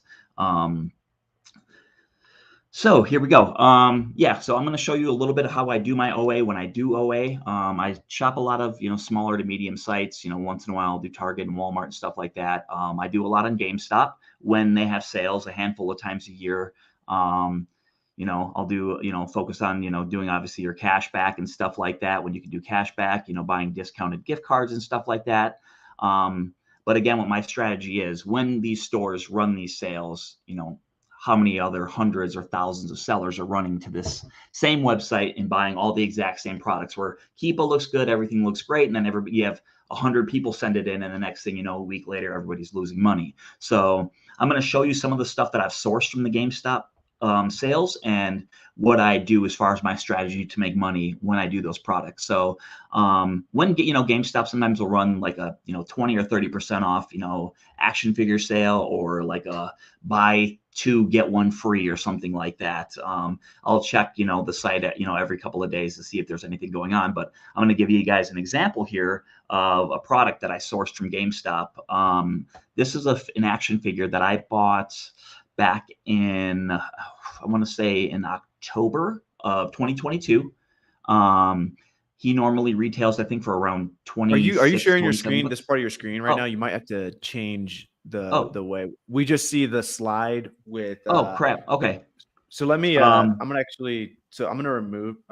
Hold on. Let's see. Yeah, you're good. You're good. Click on share screen at the bottom again and see if you're able to like share the entire screen. Let's see. Yeah, so remove it and then do entire screen this time, and that way it'll show all your tabs. I think it was just showing one tab. Oh, here, let's see. Share screen. Entire. There should be a tab at the top that says entire screen. There we go. Boom. Okay. My bad. All right. We good now? I think we're golden. Yeah. Okay. Candace says you're good to go. So. Right. Wow. Okay. Awesome. Yeah. So let me, you know, since you guys didn't see the screen, I do, yeah, like I said, I do a lot of the GameStop sales. I keep an eye on when they're running a good sale. And here's one of the action figures that I bought last October from GameStop. This was the GameStop exclusive, which I love doing store exclusives when I'm sourcing products. And I think this guy was like around, I think $26, $27 retail. I ended up having this guy on sale for $17.99. And I stacked my discounted gift cards, and then obviously, you know, your cashback, Rakuten, you know, Be Frugal or whatever like that, whatever the best one is at the time, I'll usually use. But I just want to kind of show you how when I figure out when to sell, how I source and stuff like that. So yeah, here, if you could look back in, where are we at here? October, right here, October of 2022. This is, you know, the product is good. It's selling good. It's selling for 50, 60 bucks. And then you have the GameStop sale where you can see the big spike in sellers and then obviously the huge drop in price. And obviously I've been burned too many times where I'm buying here with everybody and then I'm sending it in and then I'm selling it on the way down where I'm making $2, $3, sometimes breaking even, sometimes even losing, you know. So usually what I'll do is, depending on the product, you know, different items, you know, require different hold times. So usually sometimes with the GameStop exclusive action figures, sometimes the hold time isn't too long. It can be, you know, 3 to 8 months, you know, depending on the price point you're seeking. Obviously you hold out longer. Sometimes you can, you know, get a little bit higher price point as long as long as GameStop doesn't re-release it. But obviously said, everybody buys the product, boom, the price pretty much drops down to 30 bucks where you're not really making any money. And then I held out to like, I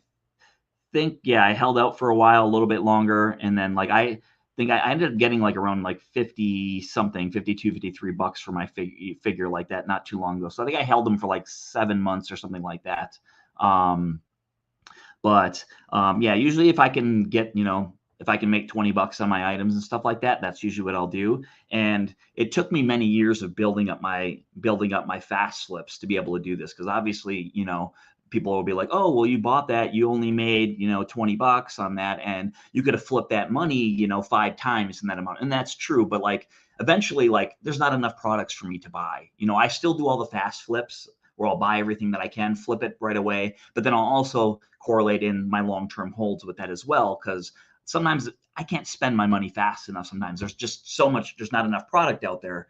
And so I'll buy fast flips to kind of just keep paying my bills up front. And then I'll do the long-term hold flips to kind of, give me some cushion on the back end. And this stuff really helps too for if I ever go through a dry spell of where sourcing isn't working out very well, or if I'm not finding products, I know I've always got profitable products in the back burner ready to sell to make a profit. I do a lot of things with the Lego website as well. And this is probably one of my favorite sites that I source at. I do a lot of the gift with purchases. A few times a month, the Lego site will get, if you say you spend $80 on, Star Wars Legos, you'll get these 2 free sets. And sometimes with the free Lego sets, they can sell anywhere from 10 to $100, depending on the rarity of it and how many they were giving out at the release. And I do a lot of long-term holds as well with my, gift with purchases, which helps, get my money back on my buy cost that I was getting in at. And, you have your, your B Frugals, your Rakutans. I know if you have like a Capital One Spark card, they'll do a lot of cashback things within their own portal and stuff like that. I'm going to show you guys another example of another Lego that I bought last year. This is another one that I bought back in October of last year as well. I think I paid about 20 bucks for it. Currently it's retired and they're not making any more. And so that means the supply dries up and then the price goes up. And this one ended up being, I think, about a 5-month hold. Again, you see the same thing. Everybody starts buying and then everybody starts selling out. Price sellers drop. I mean, we were sitting at 212 sellers there. I think this is where I bought it, was back in October. And I let everybody sell out. And then I sold mine around March of this year, where I got around, I think I got about 55 bucks a unit and sitting at, so again, another $20 profit per unit, which they're very small. They don't take up any space.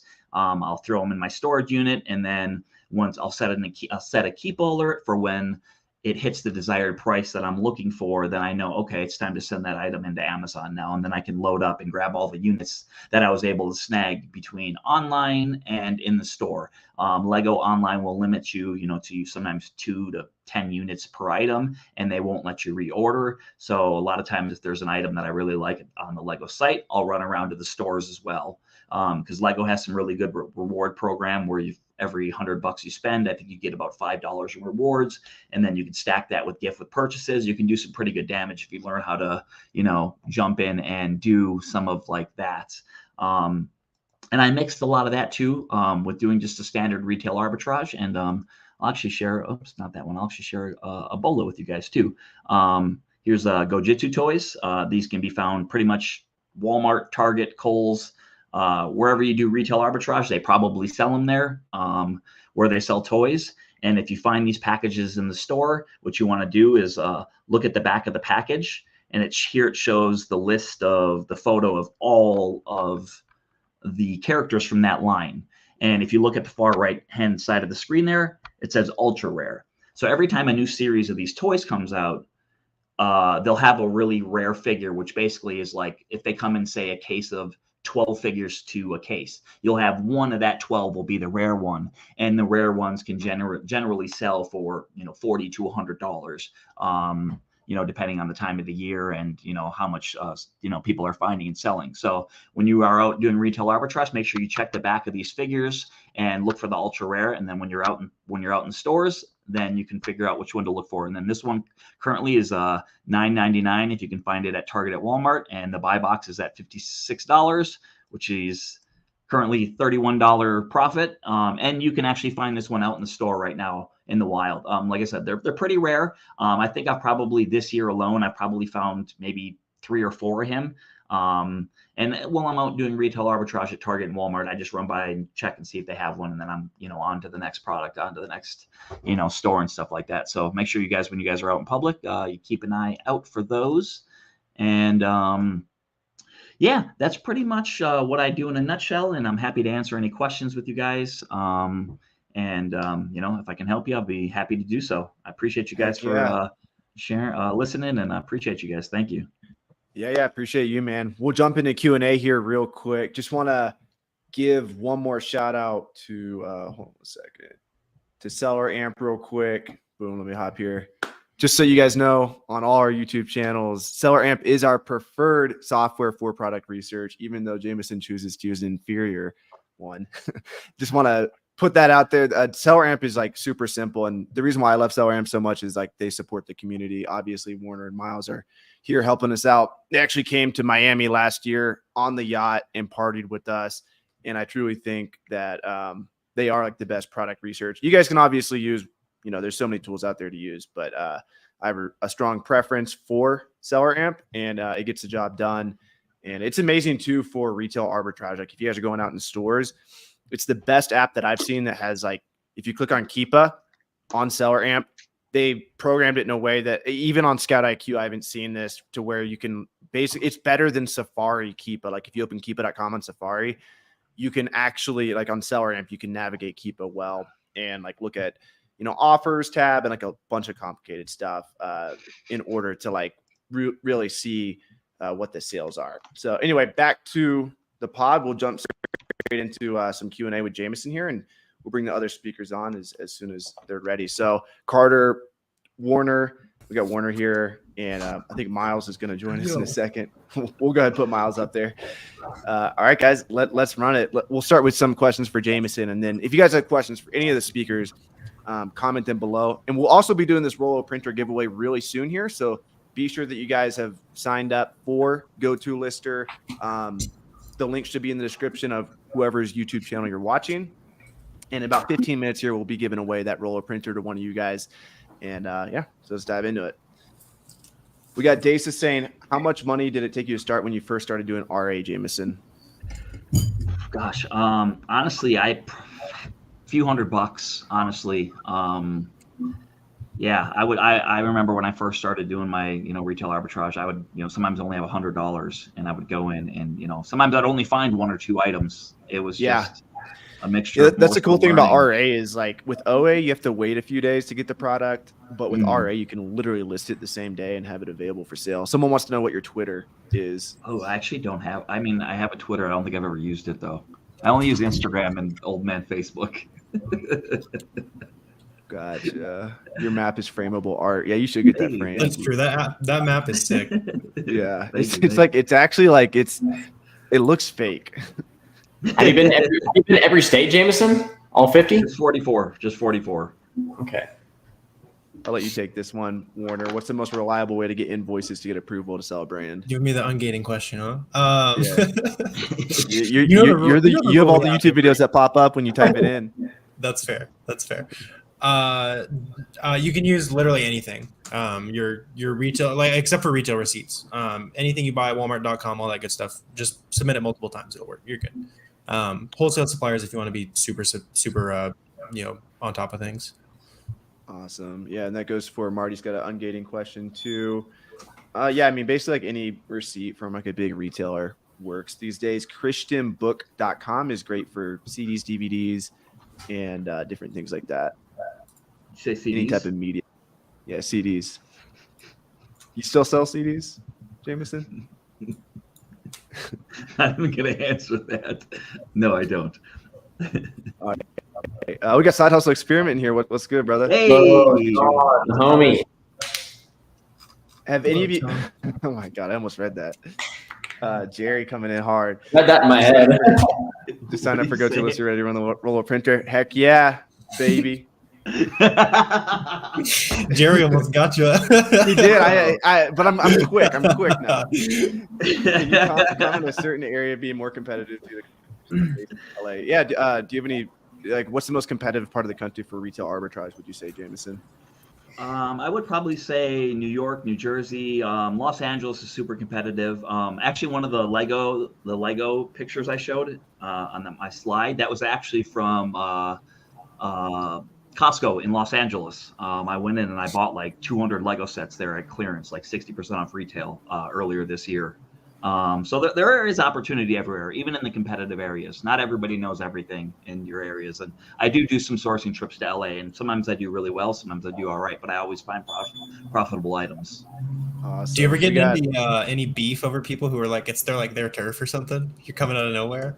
I've only had one. This was actually probably like Taylor has a funny story about ago. that actually. Taylor Jones, he told me, he's like, bro, I saw Jameson like the first time I met him. He was so mad because somebody like, went by you with like a cart of your product, and Taylor was like, oh my gosh, I didn't know Jameson had a temper on him like that. I mean, he said you were mad because someone stole all your shit. You're like, oh. I mean, I'm territorial, but I'm nice if you talk with me. But one time I was at a Toys R Us in Minnesota, and I was a really big Toys R Us guy back then, and I was at my home store in Minnesota, and there was another couple there that were also big Toys R Us sellers, and I tried to introduce myself to them one day, and they totally ignored me. I'm like 2 feet. Hey guys, how's it going? I see you guys source here a lot. I even tried to like share some product with them just to try to make friends, and they totally blew me off and were like, leave us alone. Like, that's the only time I've ever had anyone be mean to me in the store. Mm-hmm. A lot of people like not in our circle don't understand that you make more money like making friends than it's crazy. It's crazy. Yeah. I haven't had any issues with like other Amazon sellers, but I've had issues with like the actual people working at the store, like getting pissed at me for like buying a certain amount of stuff, like buying like 20 swimming pools. And they're like, what are you going to use 20 swimming pools for? Actually, like a year ago, I was actually in a Target in Las Vegas, and I saw a guy scanning. I looked over his shoulder, saw him scanning on Amazon. I'm like, oh, hey, what's up, man? You do Amazon too? And the guy was, again, a complete jerk off, like just being rude. And I'm like, oh, cool. You full time? Oh, man, that's so awesome. Good for you, man. You enjoy it, stuff like that. And then he's like, yeah. And he was like, what's your name? I'm like, Jameson. He's like, wait, are you the Jameson? He's like, dude, I follow you on Instagram. Blah, blah. And then he was a super nice guy after that. And I was like, what the fuck? Like, you were being a jerk before? Weird. Carter, what's your opinion on getting a business license before starting Amazon FBA? After? What type of business license? What do you recommend to your students? Yeah, I mean, it's definitely not required when you need it. I think once you get to the point where you're like, I want to take this business seriously, I think you can start, maybe potentially reaching out to, a CPA, someone of higher knowledge about that for me. But I personally just have an LLC. Gotcha. Warner, I get this question all the time. I don't really like this question, but what amount of sellers on a listing would you consider as being too saturated? What's your answer to that? Yeah, it depends on the listing. You'd figure out how many sales on the listing is worth it for you, and it's going to vary. You could compete with 100 sellers and it could be worth it. Or 100 on a 30 selling listing obviously isn't worth it. So just figure out what a listing is worth it for you. Yeah, and I always care more about like if there's a dramatic increase in the number of sellers versus, like a lot of sellers, because a lot of sellers could all be doing really well. And also look at the number of competitive sellers. So what if there's a bunch of sellers selling a product for like $20, like let's say 5 or 10, but there's 90 people on the listing and everybody else is priced at like 40 plus, you're only really sharing sales with those people priced low. There's a lot of variables in it, and there's no clear-cut answer. When you travel to each state, do you get tax exempt in each state, Jameson? No, I'm a schmuck. I pay tax in every state that I go to. Is it better to do wholesale in the beauty category? I guess me and Warner are really the only ones doing wholesale. I mean, any category that sells well, it doesn't really matter what category. I'm advising people, consider categories that we're not always talking about on YouTube, because I was having a lot of success before Amazon suspended my Amazon account, selling products that I don't even mention the category because I don't want everyone to know about it. So yes, beauty's great, but look at every category. What's your answer to that, Warner? There's, like you're saying, there's stuff profitable everywhere. What you should do is build lists of products that you want to sell and then go track them down. Mm-hmm. Instead of tracking down lists, track down what you want to sell and then go find people who sell it. I do categories with low returns. Beauty wholesale, but I do have a lot of friends that do it. I would be very careful who you're buying from. I've had many friends over the years get sold expired stuff, and they've spent tens of thousands of dollars with these guys. They get them shipped, and they're expired, and they got to throw them out. So be very careful who Yeah, you buy that's- from. That's all I sucks. can give Did you. that happen to advice. Jerry? I bet that happened to Jerry. He doesn't do beauty. Okay. Um, Products with low returns. Toys. Groceries. Used books. Use Super low returns. anything that people already know what they want, right? So even some clothing has low returns, like like you see the classic like socks. People know what size sock they are. True. What are some categories with high returns? Shoes. Women's clothing, bras. Women's Women's bras. shoes. Yep, bras. Yes, bras. Women's Probably my everything. biggest- Warner, what is the best thing about online arbitrage and the thing that you hate the most about it, aside from sourcing? Interesting question. I guess best and worst part. It's not that weird. I mean, the best part is that it's outsourceable, right? Like we do like 200K a month, and I really don't do too much to do it.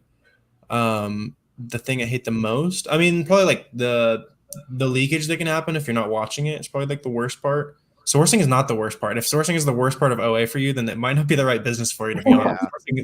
Sourcing's a treasure hunt. If it's not a fun treasure hunt, like it's gonna be a grind. But if it's not, like if you don't get some little dopamine when you find something, like you got to enjoy that part of it. 100%. For everyone that wants to enter the giveaway, all you got to do is go to gotolister.com, enter your email there, and email us at support@gotolister.com. Email us reselling bootcamp. I'll share with you real quick. How many people have entered the giveaway so far? I'll have to have Rustum tally it up. We probably got like 30-ish people. So like you guys have a really high chance of winning this Rollo printer. Time for me to enter. Yeah, you can we're gonna enter and win. Give me the Rollo. I'm gonna hit up all my VAs to enter real quick.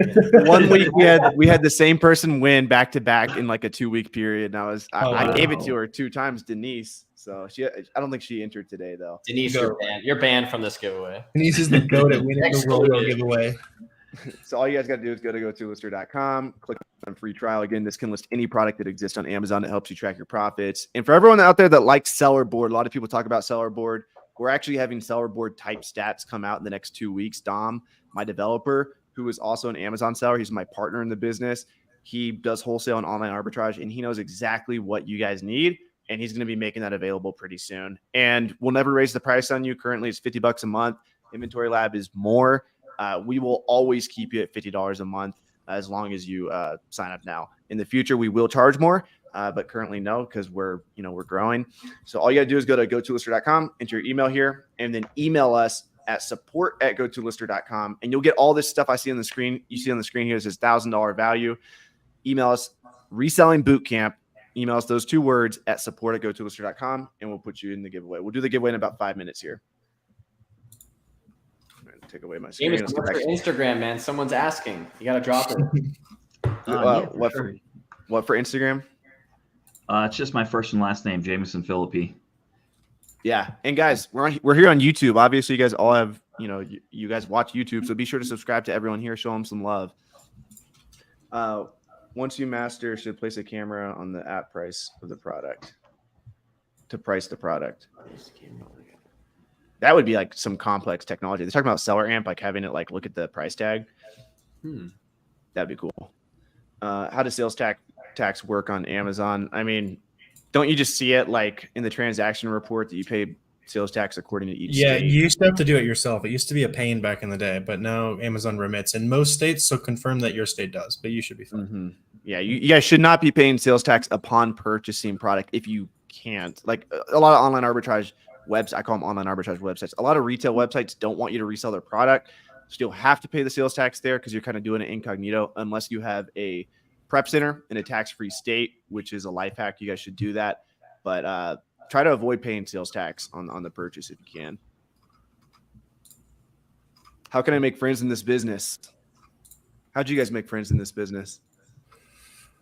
I started making videos like this. I think Carter was actually one of the first Amazon sellers I talked to, which is funny. Really? Yeah, dude, he hasn't posted on YouTube in a year. Tell Carter right now to post on YouTube. Warren, I think you're about to pass me in subs. What are you at right now? 56, I think. Carter's like, you're gonna pass me in subs, and he hasn't posted a video because you haven't posted anything, bro. No, I've been dry on YouTube. I gotta get back out. This is his first video all year. Isn't that crazy? Yeah, that's crazy. Warner, if I find a decent prep center, would it make sense to start getting virtual assistants and treat this like an enterprise as quick as possible? Only if you already know how to source. If you're hiring VAs before you can spend 10, 20K on your own every month, then you don't know what you're not going to have an effective team. It's not a shortcut. What's that tab you have all the way to the left? What did I show? I don't even know. I'm scared now. That's funny. Miles and I showed a bunch of example products today, so go reverse source off those products. Go back to the first like 30 minutes of the video and reverse source any of the winners. 100%. And just a reminder, everyone, we're also going to be giving away. I think this is huge for all y'all's audiences. GoToLister eventually is going to have this built in, but for now we have this spreadsheet here, and it tells you your replens. So the replen spreadsheet as well is what you guys will get. Do you guys do a good job of replenning your stuff, Carter? Tried to, yeah. I have my VAs have like a restock spreadsheet. So especially when you're buying stuff on sales and it's not on sale all the time, being able to figure out when those sales are happening and capitalize can definitely help. What about you, Warner? How are you doing on your restock? Are you got a pretty good system in place? Yeah, we built a pretty fancy spreadsheet that can combine some data. It's overkill for almost everyone. What do you? Because our formula is simple. We look at the day of the last sale, and then we look at the 7 days from the day of the last sale and multiply that by 4 for a 28-day sales projection. And then we subtract what we have in stock. What kind of formula are you using? That kind of works. We just combine a lot more data and like pull averages based on how fast it sold this period, like forecasting for the future. Like it's overkill for most people. Like, are you taking the number that's the biggest in most cases, just to like give like an optimistic, or I mean a lot of times. Often it's just kind of down to feel. Like how fast did you sell it per days that you were in stock, and then multiply that. That's like one of the easier ways to figure it out. And then we also, with OA, especially half of the value in you guys building this business is the long-term effect. So one of my VAs does not source any new leads. He just looks through our catalog because it's like tens of thousands. And so anytime a sale rolls back around, we say, hey, go look through the 500 products you already found on that website. Yep. Do any of you guys use artificial intelligence in your business? Not at the moment. I use GPT for like content stuff, but not often for Amazon. I use it for content. I use Opus.pro. Like it could chop up this content. This content's not great to chop up because we're on 4 different screens. We use ChatGPT for merchant fulfilled tickets. So somebody messages us. I have instead of my virtual assistants, they mess up. They have broken English.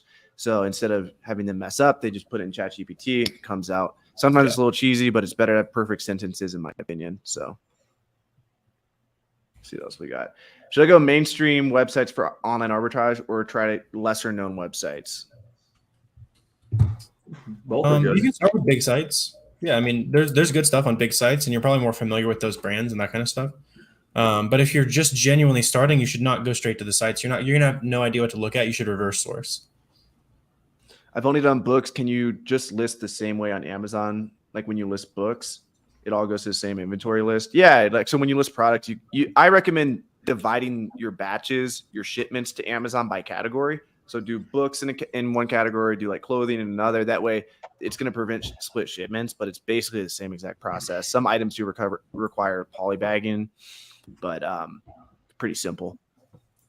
Top stores for retail arbitrage, Mr. Jameson. I still like, I love Target if the opportunity is right. Walmart can be good. I love GameStop, Lego. I've sourced at a lot of smaller chains. I just go a lot harder at those chains. Stores the size of like GameStop, like stuff that's like a little bit off the beaten path. If you learn their system, you can do really well with their rewards and sales and stuff like that. Yeah, Jameson, for GameStop, how often do they do those sales? Like that's not even a website I've thought to source on before. They probably run sales every month. I mean, I probably only shop them, maybe 10 times a year. But I go really hard when I do them. Okay. You do them?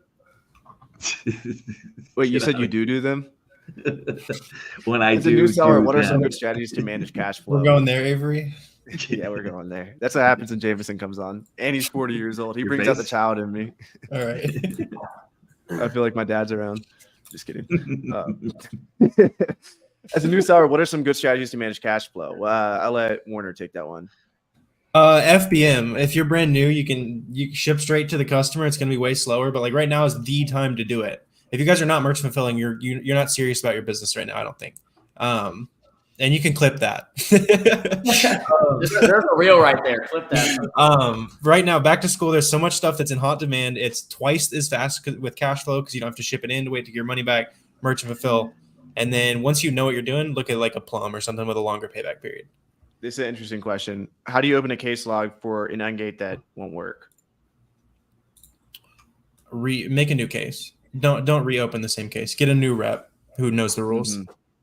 And what's your advice if you're having trouble getting ungated in like a particular brand or category? I mean, keep submitting. Worst case, you can always buy another profitable item and rip that invoice and eventually get through. Like, yeah.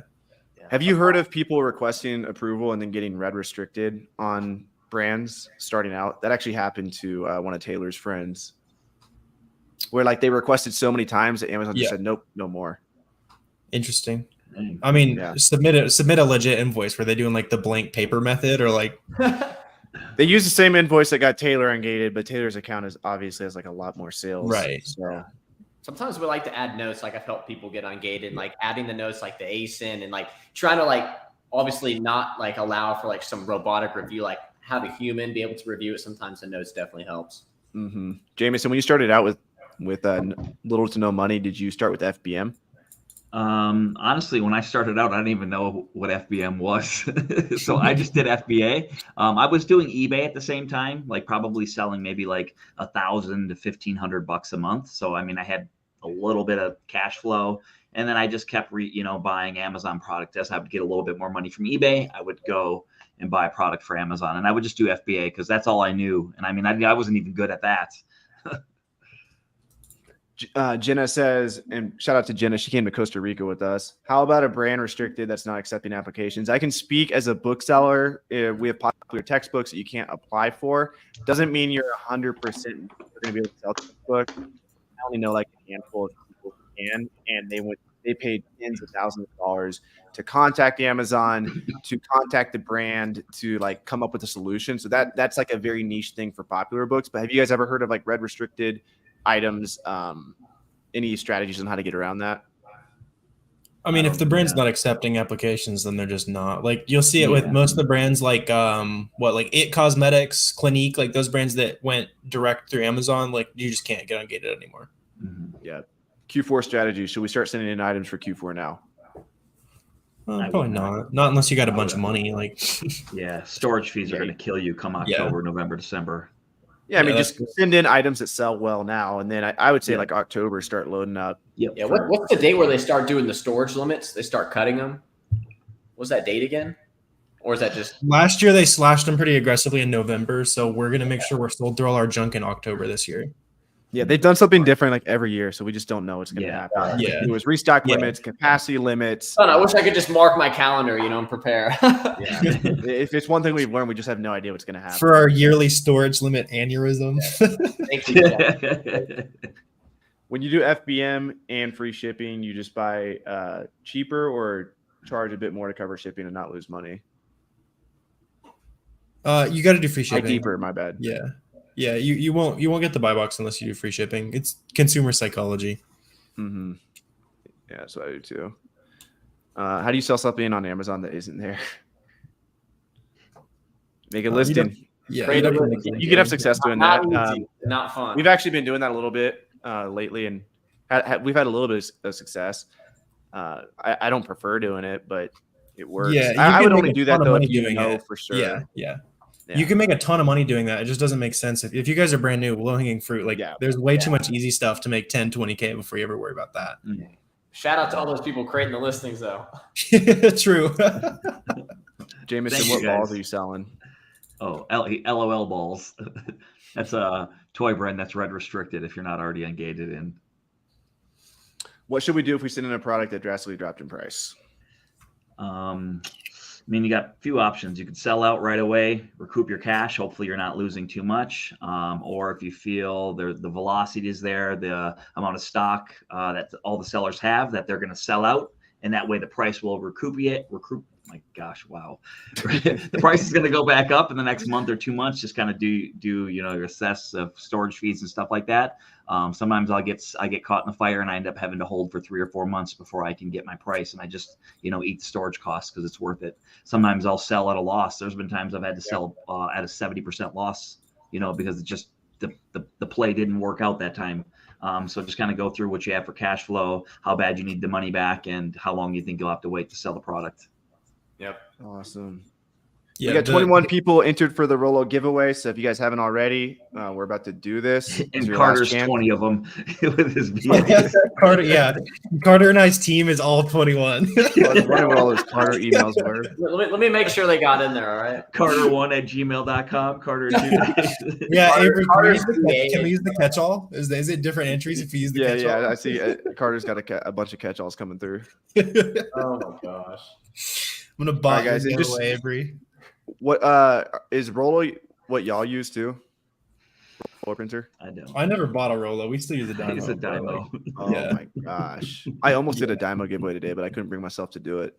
Are Rolos that much better? Like, they're I mean, like, dude. I mean, I'm running GoToLister right now, and like, I guess we do get a lot of Rolo questions. But Rolo's dude, Dymo's like way worse, like troubleshooting. And I mean, they program their printer to not work with labels they used to work for. They're like Apple, where Apple doesn't let you use certain chargers. Gotcha. Yeah. And that's why like the older Dymos are more expensive on Amazon now, because they're compatible with cheaper labels. So you can actually save money by using an older Dymo. They can do the new Dymo. Okay. They buy Dymo labels. So yeah, my Dymo can print on anything. Maybe I gotta go resell my old. Yeah, Dymo. you can sell probably 200 plus now. I was flipping Dymos last Christmas. I knew they were getting discontinued, and I bought a bunch from Walmart, and I flipped them for like double price on Amazon. Thanks for letting me know, man. And then I saved like 3 of them, so because there's go look at the keepographs of some Dymos. They're pretty crazy. Look at the Dymo 450. It's discontinued. All right, guys, let's do this giveaway. We got 21 people entered. I'm gonna give you guys like 1 more minute to apply real quick. Go to GoToLister.com. That'll put you in the lineup for this Rolo printer giveaway. I'm trying to find a picture of this thing. How do you pick them? You like spin a wheel or something, or I do the random number generator. He's got to get the wheel. Now I'm excited. I'm ready to win. All right, guys, we're gonna get into this giveaway. I'm gonna pick the winner real quick. In the meantime, we're gonna hear Steve's opinion. Shout out to Steve for streaming this on his channel as well. Here's Steve's opinion on GoToLister. The number one thing I love about it most is it helps me list and process my items that much faster. And as you know, if you want to grow your Amazon business, speed is the name of the game. If you're thinking about selling on Amazon, or you're already selling and you want to be able to grow your business quicker, definitely check out GoToLister. Appreciate you, Avery, for creating the software, and it's really helping me grow my business. Much love. Steve. So I'll show you guys exactly how I do this. Just so you guys know, I'm not just pulling this shit out of my ass. I type in random number generator on Google. And what we're going to do, we got 23 applicants. We just had 2 more people enter. Give you guys 1 more minute. Let me see if anybody else entered. Yeah, we got 2 more people entered. So we'll go ahead and put those people in. And show it to you. This is how you guys do it. If you guys ever want to do a YouTube giveaway, this is the ethical way to do it. Let's go. 23 here. Then we're going to click on generate. This is generate in Spanish. Hang on, everybody pick a number. Pick a number. 16. 3. Number 21. 3. That's going to be Lori Albers. Oh, you already spun it? Oh, I'm dumb. Yeah. Oh, I didn't really guess it. Let's go. I won. I'm just kidding. Lori's still here. Comment below. We got your email. So, Mama Bear. Did she win this already? The email looks familiar. I think I just used all my luck. You have another 2P? No, I don't think she won before. I think she signed up for GoToLister a few days ago, so I recognize it. All right, Lori, we're gonna ship you that email.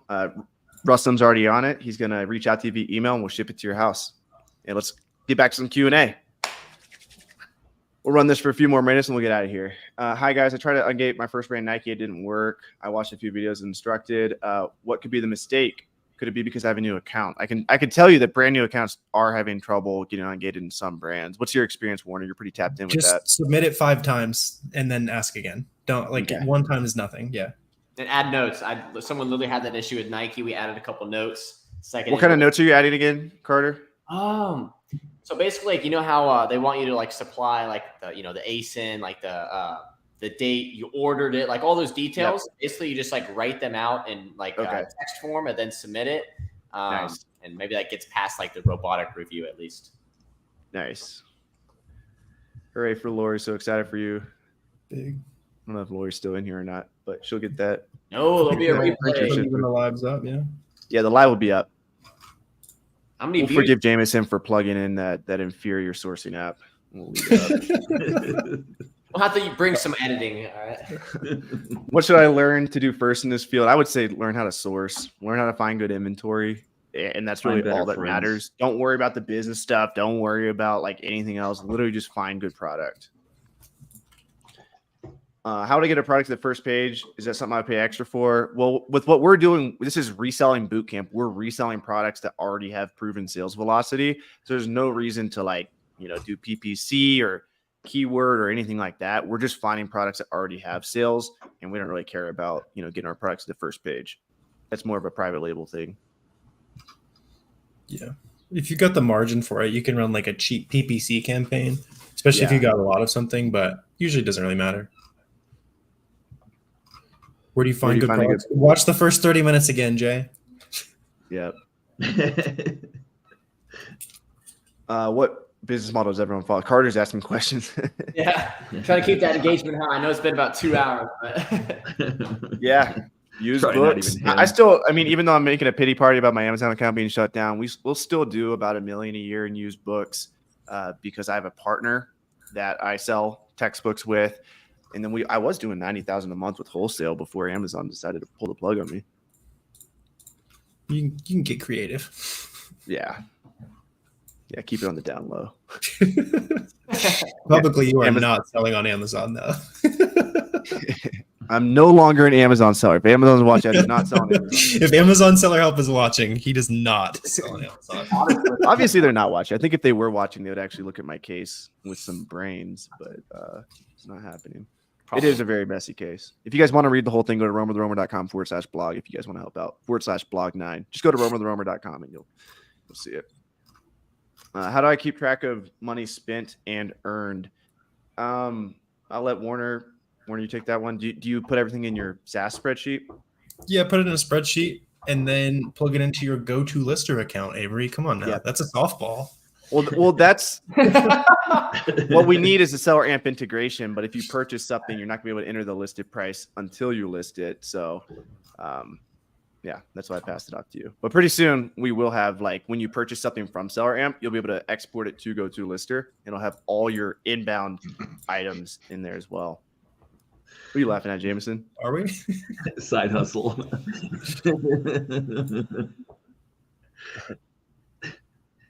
Guys, just wanted to ask, the main goal at first is just to build capital and kind of forget about profits for a while. How can you build capital and forget about profits? The whole goal of selling on Amazon is to take your money and turn it into more money as quickly as possible.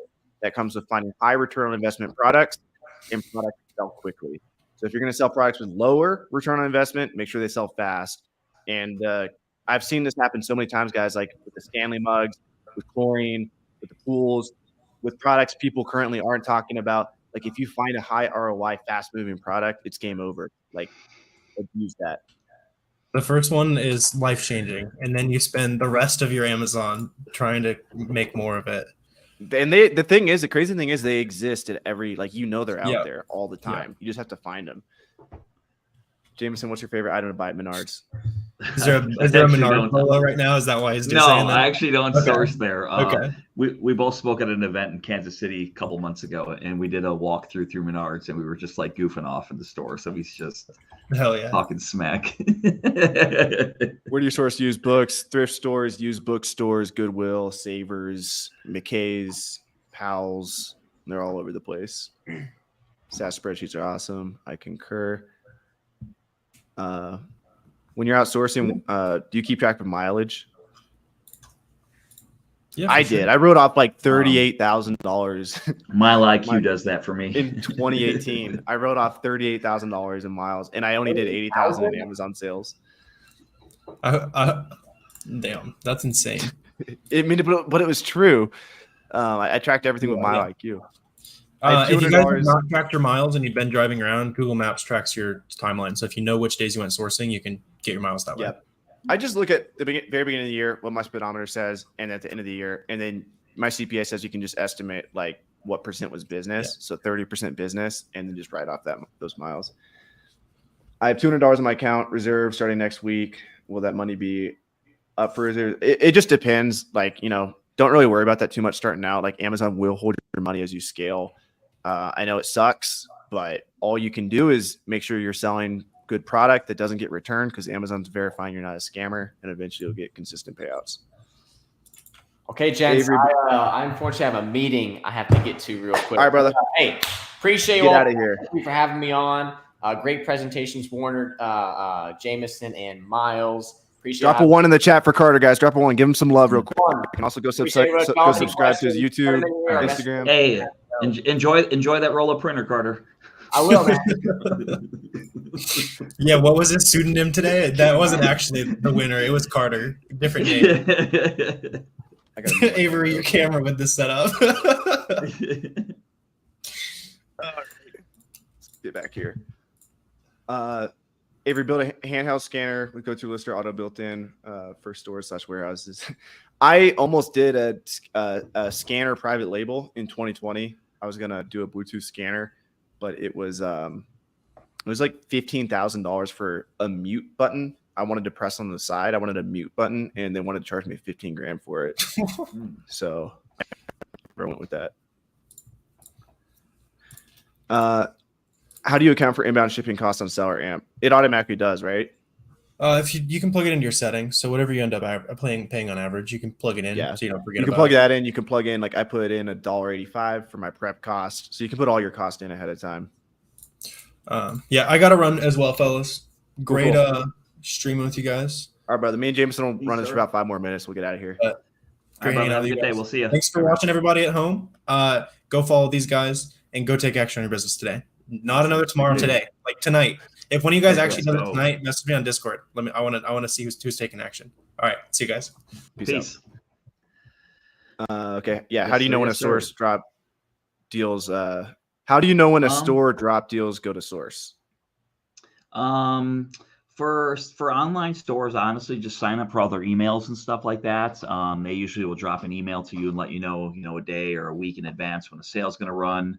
Honestly, sometimes I'll just check websites when I'm up in the morning checking emails. I'll run over to a site to see if anything happened to pop up for the day. I'll log into my Target app. I'll drop and see if there's anything, popping up. On the Target app, it'll let you look at the next week's ad early on the app, and I'll just run through that and just see if there's anything I might be interested in. And then, besides that, stuff you just kind of keep an eye on, Twitter and, follow some, I follow certain Instagram accounts and stuff like that. And they'll drop if the sales going on or anything's cool's happening, Kohl's and stuff like that. Yeah. You got to keep your eye. I still get I did so much OA last year, and my inbox just gets flooded with like deals from different stores. How do you price used books? Really, with used books, what you want to do is if there's no FBA offers, you want to price it higher. Generally, with any item on Amazon, if it sells faster, you also want to price it higher. So I'll show you guys real quick. I'll share my screen here. So this is just an example. I'll go to GoToLister. I'm showing you guys, we actually have automatic pricing. And regardless of if you use GoToLister or not, this is like a good way to price your items. So I'll go ahead and log in here. It's called smart pricing. Oh, crap. I don't want to show you guys my code, because I use the same code for everything. 1 second.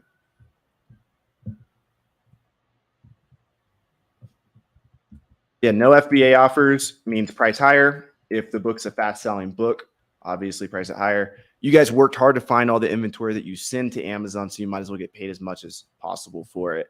A lot of people make the mistake of freaking out. They paid a lot of money for their items, and then they just sell it far too cheap. So what you can do in GoToLister is we use smart pricing. So if the book's between 1 and 125K sales rank, we try and price it at the 4th highest FBA offer. That means if FBA offer 1 is $10, FBA offer 2 is $12, FBA offer 3 is $15, and FBA offer 4 is $20. We're going to price it at $20 if Amazon's API shows us this information. And as you can see, like the higher rank the book goes, the lower we price it. And for all categories on Amazon, you should generally be following this rule. Like if you're selling a Nike product and there's no FBA offers and it sells for $40, you should price it at 45, 46. With used books, for some reason, Amazon is really generous with the buy box. One time I sold a Jewish set of books for $2,000 when the lowest price was $1,300. So Amazon, it's called the Prime Bump. You can sell your items FBA for a lot more than merchant fulfilled. And if you're patient, you can sell your FBA items higher than other FBA sellers if you wait for those sellers to sell out. So GoToLister knows this. And for used books, we price your items higher automatically. When you're doing other categories, you guys should have a pulse on, what you want to sell it for anyway. So we don't automatically price. We do automatically price your other categories, but like used books, we've really dialed this in for. So if you guys sell used books, smart pricing with GoToLister is going to help you out. Best place to go to help to get ungated. I mean, you've heard from us. Just go on YouTube and type in how to get ungated. Like there's so many different videos. Walmart receipts work. Kohl's receipts work. Basically, like if you're asking about, like if it's any big name brand website or retail website, it's probably going to work for an ungate. What about wholesale accounts to buy in bulk? Any advice on this? You do a lot of like liquidation type wholesale buys, right? Yeah, like not like liquidation in the sense where I get like pallets with a bunch of random stuff. Everything I have has invoices and like I know what I'm getting and stuff like that. I just buy, I guess the word closeouts, like I buy the last of the inventory, probably, hopefully on the planet. Honestly, I started at just going to ASD in Las Vegas, finding a trade show. And you don't even have to attend the trade show. You can get the list of all the vendors at the trade show. If you Google, the ASD trade show in Vegas, and you can get a list of all the vendors at that trade show. And then you can reach out to them if you want to, and then figure out what category you want to jump into, whether it's beauty or toys or, health and beauty, shampoo, grocery or whatever, and stuff like that. Yeah. And another good way, if you guys want to get into wholesale, I mean, just type in like the name of the category, like let's say beauty, and then type in distributors on Google. You guys can also contact the brand directly and ask if you can purchase from them. They're likely going to tell you no, but then you can ask a follow-up question. Hey, what trusted distributors do you have? And then use the list of distributors they give you, reach out to those guys. And that's a great way to find distributors. Message the brand. They'll tell you no, get a list of distributors, and you can order from them. I've also had success this year doing wholesale, reaching out to my friend reached out to brick and mortar, and we basically order through the brick and mortar, and then the brick and mortar sells to us. That's another pro tip. There's so many different ways to do wholesale. Just keep trying. But once you find a good wholesale relationship, you can really run up the spend. Moham's asking, who did I use to develop the app? First, I used Indians. It was terrible. That was back in 2021, and fired them. And now I have a partner down in Florida, Dom. Shout out to Dom, and he's my partner in business. What's the blog name to see your story about Amazon? Why you kicked us off? Go to romertheromer.com. I haven't added a hyperlink on it yet, but I'll add one after this. Go to romertheromer.com/blog9, and you'll be able to read my whole case. And if you guys want to help out, you can email an Amazon executive. All right, y'all. I think that about wraps it up. Thanks, Jameson, for coming on. Be sure to subscribe to Jameson's YouTube channel. It's right here, and all the other wonderful speakers. And yeah, let's do this again sometime, man. Awesome. Smile. Let's get a quick pic, bro. Awesome. Look at those white teeth. Oh, we got one more question. Is there a book that can teach us the whole process from beginning to end? There's tons of courses out there. I mean, Miles, Warner, me, everyone had Carter. We all have a bunch of YouTube videos. Go to starthumble.com if you guys want to start Amazon with like little to no money. I have a free course that shows you how to like get your first few thousand in profit with basically no money. And then oneasinaway.com is also my free course. And you guys can also go to like the Amazon Launchpad, that Discord, watch all the videos on YouTube. There's tons and tons of free information out there. All right, guys, much love. Peace out, y'all.